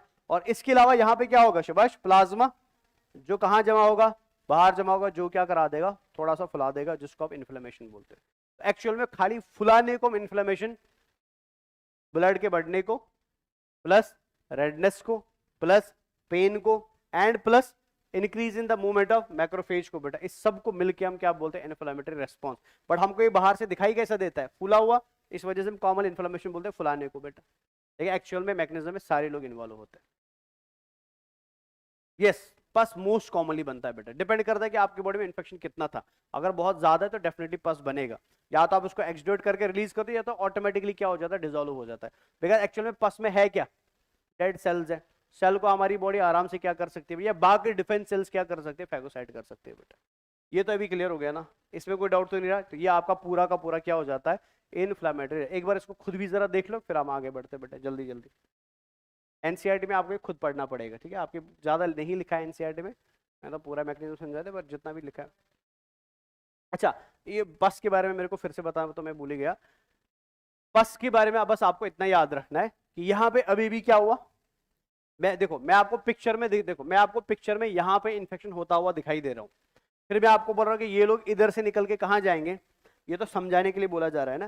लेकिन एक्चुअल में सारा कुछ कहाँ हो रहा है, इधर ही हो रहा है। बात अगर मैं इधर ही सब कुछ दिखाऊंगा तो वो कंफ्यूज हो जाएगा। तो मैं इसी ब्लड वेसल को इधर लाया, इसी का मैंने क्या दिखाया, डायलेशन। इसी से मैं निकलता हुआ क्या दिखाई दे रहा हूँ आपको बेटा, बिकॉज इन्फ्लेमेशन कहाँ हो रहा है बेटा, टिश्यू के एरिया में हो रहा है। तो मैक्रोफेज को तो बाहर जाना पड़ेगा ना। अब मैक्रोफेज बाहर जाएगा, डिफेंस सेल, न्यूट्रोफिल बाहर जाएगा, सब बाहर जाके करेंगे क्या, बैठेंगे कि लड़ेंगे। लड़ने में बेटा कुछ मरेंगे कुछ जिंदा रहेंगे बेटा, ये समझ आया ना। तो सबसे पहले बेटा डिस्ट्रक्शन किसका होगा यहाँ पे, ये एरिया जो आपको यहाँ पे लड़ाई चल रही है ना अभी, तो सबसे पहले डिस्ट्रक्शन यहाँ पे किसका होगा बेटा, शाबाश, पैथोजन का होगा। लेकिन इसको डिस्ट्रॉय करते करते बेटा बेचारी और कौन मरेगी, शाबाश, न्यूट्रोफिल मरेगी। और कौन मरेगी बेटा, शाबाश, मैक्रोफेज मरेगी। डिफेंस सेल्स है ना, तो जब इनकी डेथ हो जाएगी, जो बच जाएंगी बेटा वो वापस कहां एंटर करेंगी, तो पीछे क्या रहेगा, मरा हुआ, शाबाश, मरा हुआ पैथोजन, मरी हुई न्यूट्रोफिल, मरी हुई मैक्रोफेज, एंड क्या जो रिलीज हुआ था प्लाज्मा बेटा। ये सब मिलके बेटा क्या बनाएगा, ये सब मिलके पस बनाता है। ये समझ आया ना। अब लेके मैंने आपको बोला आपको पस में याद रखना कि मेजरली कौन होती है, और उसको मेरे को आंसर करने की जरूरत नहीं पड़नी चाहिए बेटा। मेजरली न्यूट्रोफिल क्यों होती है, ठीक चीफ सेल है बेटा, नंबर में ज्यादा है ना, तो ऑटोमेटिक यहाँ पे भी नंबर उनका क्या होगा बेटा, ज्यादा होगा। इसलिए मेजरली पस में आपको क्या देखने को मिलता है, न्यूट्रो। तो neutrophil plus dead bacteria plus plasma, जो रिलीज्ड प्लाज्मा है बेटा, वो सब मिलके क्या बनाते हैं, पस बनाते। ये समझ आया ना। अब इधर देखिए, हिस्टामिन, जब तक आपकी बॉडी में पैथोजन है, हिस्टामिन को निकलने से कोई रोक सकता है क्या, ये निकलता ही रहेगा बेटा। हिस्टामिन निकलता रहेगा, वैसोडायलेशन होता रहेगा, इन्फ्लेमेशन होता रहेगा, इन्फ्लेमेशन होता रहेगा, लड़ाई चलती रहेगी बेटा, ठीक है ना। अब अगर ये लड़ाई कंटिन्यूसली चलती रही, इन्फ्लेमेशन कंटिन्यूसली होता रहा, ये हमारे लिए अच्छा है कि बुरा है बेटा, because inflammation to some extent good है, लेकिन एक्सेस हो जाए तो फिर क्या है बेटा। तो जैसे हमारी बॉडी को लगेगा कि इन्फ्लेमेशन क्या हो रहा है, एक्सीड हो रहा है नॉर्मल लिमिट्स को बेटा, आपकी बॉडी इन्फ्लेमेशन को रोकने के लिए किसको जगा देती है बेटा। और आपकी बुक के अंदर लिखा हुआ, अगर आप ब्लड वाला पोर्शन निकालेंगे, वहां पे लिखा हुआ बेटा एंटी इन्फ्लेमेटरी, पैरासिटिक तो नहीं लिखा है, एंटी इन्फ्लेमेटरी लिखा हुआ, तो याद रखना बेटा। तो कौन एक्टिवेट होगी बेटा, इओसिनोफिल जैसे एक्टिवेट हो जाती है ना, इओसिनोफिल के पास ताकत है बेटा, एक एंजाइम को बनाता है, जिस एंजाइम को हम नाम देते हैं एंटी हिस्टामिनेज बेटा। क्या नाम देते हैं, नाम ही बता रहा है बेटा क्या करने वाला है, एंटी हिस्टामिनेज। तो क्या करेगा, एंजाइम है ना, क्या कर देगा बेटा, तोड़ देगा। समझ आया ना।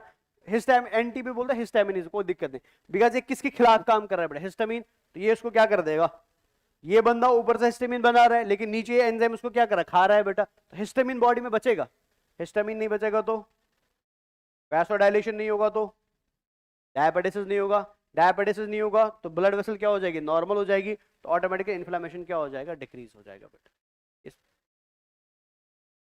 अनलेस एंड अनटिल आपका इन्फेक्शन है बेटा, जब तक इन्फेक्शन है तब तक मैं बता रहा हूं कि एंटी हिस्टामिनेज या हिस्टामिनेज काम कब करता है, मान लो आपका इन्फेक्शन ठीक हो चुका है और फिर भी उसके बाद भी क्या हो रहा है बेटा, इन्फ्लेमेशन हो रहा है, तब ऐसे इन्फ्लेमेशन को रोकने के लिए हम किसको निकालते हैं, हिस्टामिनेज को निकालते हैं। ये समझ आया। बट अगर इन्फेक्शन चलता ही जा रहा है और इन्फेक्शन ठीक नहीं हुआ है, तो फिर हिस्टामिन का रिलीज होना अच्छी बात है ना, बिकॉज जब आपकी बॉडी में कोई मतलब लार्जर कोई खतरनाक बीमारी हो जाती है, तो आपकी बॉडी में इन्फ्लेमेशन हमेशा के लिए रह जाता है, बिकॉज आपकी बॉडी में पैथोजन कम नहीं होंगे, तो बेटा आप हिस्टामिन के रिलीज को रोक नहीं सकते। लेकिन अगर पैथोजन खत्म हो चुके हैं फिर भी कौन रिलीज हो रहा है बेटा, तो ऐसी कंडीशन में बेटा हमारी इन्फ्लेमेशन को कौन कंट्रोल करता है, हिस्टामिनेज करता है बेटा। समझ आया ना, खत्म हो गया ये। चलिए अब आते हैं बेटा हमको बुखार कैसे आता है, ठीक है, सिंपल तरीका याद रखिए। बट इससे पहले, बुखार को पढ़ने से पहले मेरे को बताइए हमारी बॉडी का वो कौन सा ऑर्गन है जो सबसे ज्यादा हीट जनरेट करता है। 4 साल लग जाएंगे सोचने में बेटा। लिवर होता है सबसे ज्यादा हीट कहाँ से प्रोड्यूस होती है? लिवर से। लेकिन हमारी बॉडी का थर्मो रेगुलेटरी सेंटर कौन है बेटा? हाइपोथैलेमस है। ठीक है, ऑर्गन जो हीट प्रोड्यूस करता है सबसे ज्यादा वो लिवर होता है, लेकिन हीट प्रोडक्शन को कंट्रोल कौन करता है बेटा? हाइपोथैलेमस। बिकॉज हाइपोथैलेमस के अंदर क्या पाया जाता है? थर्मो रेगुलेटरी सेंटर पाया जाता है। ठीक है ना। अब मान लो फॉर एग्जाम्पल मेरे को किसी बंदे में बुखार करवाना है, फीवर करवाना है बेटा, तो क्या करूंगा मैं? हाइपोथैलेमस के रेगुलेटरी सेंटर को ऑन करूंगा कि ऑफ करूंगा? और ऑन करने के लिए मेरे को कुछ तो चाहिए ना जो हाइपोथैलेमस में जाके क्या करा सके? ऑन करा सके बेटा। और वो कुछ जो होता है उसको हम नाम देते हैं पायरोजेनिक सबस्टेंसेस बेटा। क्या नाम देते हैं? अब ये सब कुछ होता कैसे, इसको जरा ध्यान से देखिए। आपकी बॉडी में अभी भी क्या हुआ है बेटा? जब अभी पढ़ रहे थे ना, आपकी बॉडी में जस्ट अभी अभी क्या हुआ है? इन्फेक्शन हुआ है, या आपकी बॉडी में कोई टॉक्सिन आया बेटा? इन्फेक्शन हो सकता है, टॉक्सिन हो सकता है, पैथोजन हो सकता है, मतलब कोई भी जिसकी वजह से आपकी बॉडी को खतरा है बेटा। तो जैसे आपकी बॉडी में ऐसे इन्फेक्शन आते हैं, ऐसे टॉक्सिन्स आते हैं बेटा, तो आपकी बॉडी क्या करती है? कुछ स्पेशल मटेरियल्स को रिलीज करवाती है फ्रॉम मैक्रोफेज। एक्चुअल में डायरेक्टली मैक्रोफेज से रिलीज नहीं होता है, पहले नॉर्मल लेवल में, चलो मैं लिख ही देता हूँ। जैसे आपकी बॉडी नॉर्मल लेवल में रिलीज करेगी बेटा इंटरल्यूकिन 1 को, पूरा नाम इसका बेटा इंटरल्यूकिन। ठीक है, बट ये बहुत कम रिलीज होता है। यहाँ पे मैं एरो डाउन कर देता हूँ, बहुत कम रिलीज हुए उस जगह से जिस जगह में क्या चल रहा है? इन्फेक्शन चल रहा है। ठीक है ना। इंटरल्यूकिन के बहुत सारे टाइप्स होते हैं, interleukin 1, interleukin 2, interleukin 3 up to interleukin 6 बेटा। तो हम हर कोई लिखने की जरूरत नहीं, शॉर्ट में आप इंटरल्यूकिन याद रखो। ठीक है ना। इसके अलावा बेटा आपकी बॉडी रिलीज करते हैं जहां पे इन्फेक्शन हुआ है, ये रिलीज करे टीएनएफ को बेटा। टीएनएफ का फुल फॉर्म है बेटा ट्यूमर नेक्रोसिस फैक्टर बेटा। ट्यूमर नेक्रोसिस फैक्टर बेटा, एकदम कम कम रिलीज हो रहा है बेटा, लेस अमाउंट में ऐसे। ठीक है ना। जैसे आपकी बॉडी में इंटरल्यूकिन, जो हमने अभी थोड़ी देर में प्रोटीन्स पढ़े थे ना, डिफेंस प्रोटीन पढ़ा था, तो उसमें कौन आएगा? Interleukin, tumour necrosis factor, interferon dash and dash. ठीक है ना। ये रिलीज कहां से हो रहा है? उस जगह से जहां पे क्या हो रहा है? इन्फेक्शन हो रहा है बेटा, लेकिन बहुत कम रिलीज होते हैं। तो जब ये आपकी बॉडी में ब्लड से बेटा एंटर करते हैं, आपकी बॉडी में रिलीज होने के बाद, तो ब्लड में आते ही बेटा ये एक्टिवेट कराते हैं किस सेल को? जल्दी जल्दी, किस सेल को बेटा? मैक्रोफेज को। यानी ये आके बेटा सीधे बाइंड किस पे कर गए? जल्दी जल्दी, शाबाश, मैक्रोफेज पे बाइंड कर गए बेटा। ठीक है ना।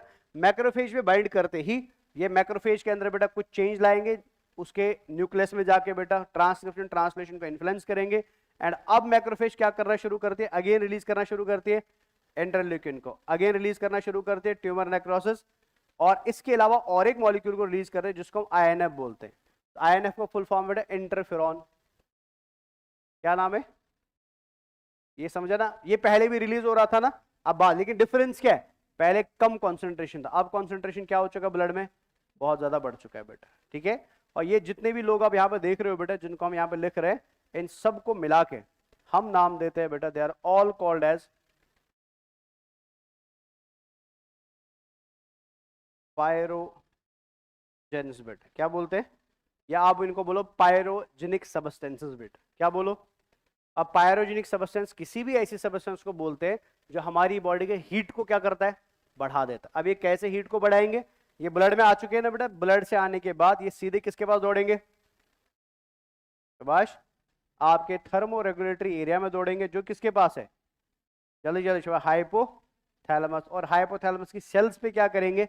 बाइंड करेंगे बेटा, थर्मो रेगुलेटरी सेंटर के पास। ठीक है ना। और जैसे बेटा हाइपोथैलेमस के थर्मो रेगुलेटरी सेल्स पे बाइंड करते हैं, ये उसके बेटा टेम्परेचर सेट पॉइंट को, मतलब जहां से टेम्परेचर कंट्रोल किया जाता है, उसको क्या करा देते हैं? तो ऑटोमेटिकली आपकी बॉडी हीट क्या हो जाती है? और इसी बॉडी हीट के बढ़ने को हम क्या नाम देते हैं? जल्दी जल्दी शाबाश, फीवर नाम देते हैं। ये समझ आया ना? फीवर कैसे होता है, बुखार कैसे आता है? तो फीवर होना अच्छा है कि बुरा है? अच्छा है। अगेन सेम चीज, अप टू सम लिमिट बेटा। ज्यादा हो गए फिर आपको डॉक्टर के पास दौड़ना पड़ेगा, दवाई खाना पड़ेगा। और इन दवाइयों को हम क्या, जैसे पैरास्टामोल खाते हैं ना, paracetamol, Sinarest, Dolo, dash and dash बेटा, इन सारी दवाइयों को हम क्या बोलते हैं? They are called as antipyretic drugs बेटा।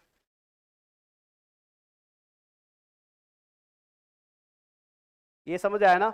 और एंटीपायरेटिक ड्रग का मतलब क्या होता है? जो पायरोजेंस को क्या करेगा? बाइंड करने से रोकेगा बेटा। सिंथेसिस को आप रोक नहीं सकते, लेकिन बाइंड करने से आप क्या कर सकते हो? और जब वो रुकेंगे बाइंड करने से, ऑटोमेटिक बुखार क्या हो जाएगा। लेकिन अगर आपने दवाई खाना छोड़ दिया बेटा, अगेन क्या हो जाएगा?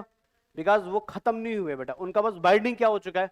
रुक चुका है बेटा, और ये तब तक चलेगा जब तक इन्फेक्शन आपकी बॉडी का कंट्रोल। तो इट इज बेटर बेटा कि जब आपकी बॉडी में बुखार आया करें तो आप होने दो बुखार को लिमिट में बेटा। मान लो 100 से 110 से ऊपर जा रहा है तो इन दैट वेरी केस आपको बेटा अच्छी खासी दवाई लेनी पड़ेगी। But below the 100, below 90, below 100 है तो कोई टेंशन लेने की जरूरत नहीं है, बिकॉज आपकी बॉडी में बुखार होना आपकी बॉडी के इम्यून सिस्टम की हेल्दीनेस को रिप्रेजेंट करता है। अगर बुखार आ रहा है इन्फेक्शन से, दैट मींस आपका इम्यून सिस्टम अभी भी क्या है, जबरदस्त है, बेटर है बेटा, बिकॉज वो अभी भी क्या कर रहा है, प्रॉपर तरीके से काम कर। लेकिन हम क्या करें, थोड़ा सा बुखार आ गया सीधे क्या डोलो, तो आज हर घर में, किसी घर में बेटा खाना नहीं होगा बट डोलो तो होगा ही होगा बेटा, हम सीधे। इससे आप क्या कर रहे हो, अपने इम्यून सिस्टम को वीक कर, आप उसको काम ही नहीं करने दे रहे बेटा, आप उसको खत्म कर रहे हो बेटा।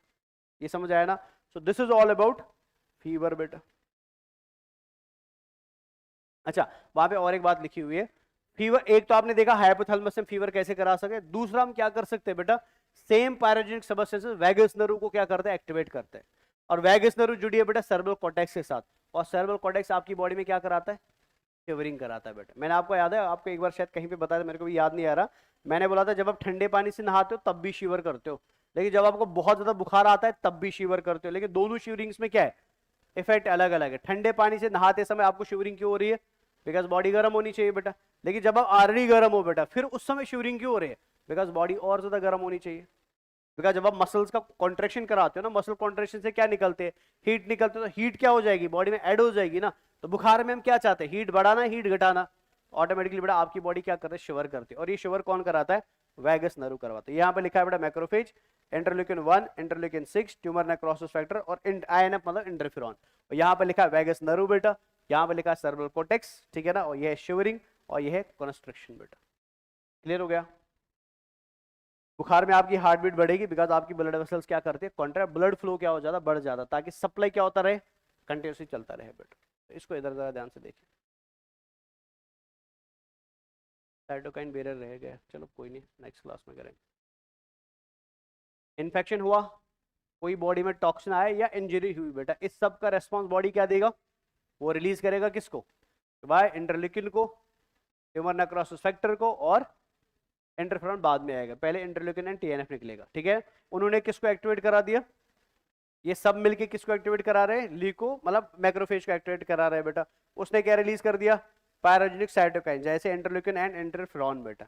ये रिलीज होने के बाद कहां गया, और किसको एक्टिवेट करा है, हाइपोथैलेमिक सेल्स को, और क्या करा दे, एलिवेट सेट पे, मतलब टेम्परेचर को क्या करा रहे हैं, बढ़ा रहे हैं, उसकी वजह से क्या आएगा, फीवर आएगा बेटा। तो फीवर भी किसका हिस्सा है बेटा, first line second line, इनेट acquired, इनेट बेटा, समझ आया ना। अब थर्ड हमको पढ़ना था बट अनफॉर्चुनेटली आज नहीं हो पाएगा, so that is cytokine barrier बेटा। अब साइटोकाइन बैरियर क्या है ये हम कल पढ़ेंगे, बस इतना सा याद रखिए, साइटोकाइन बैरियर ओनली काम करता है जब आपकी बॉडी में कौन सा इन्फेक्शन होता है, वायरल इन्फेक्शन होता है। अब ये कैसे काम करेंगे इसको हम इंशाल्लाह कल वाली क्लास में करेंगे।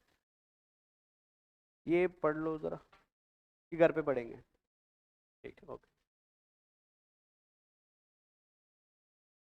चलिए, थैंक यू।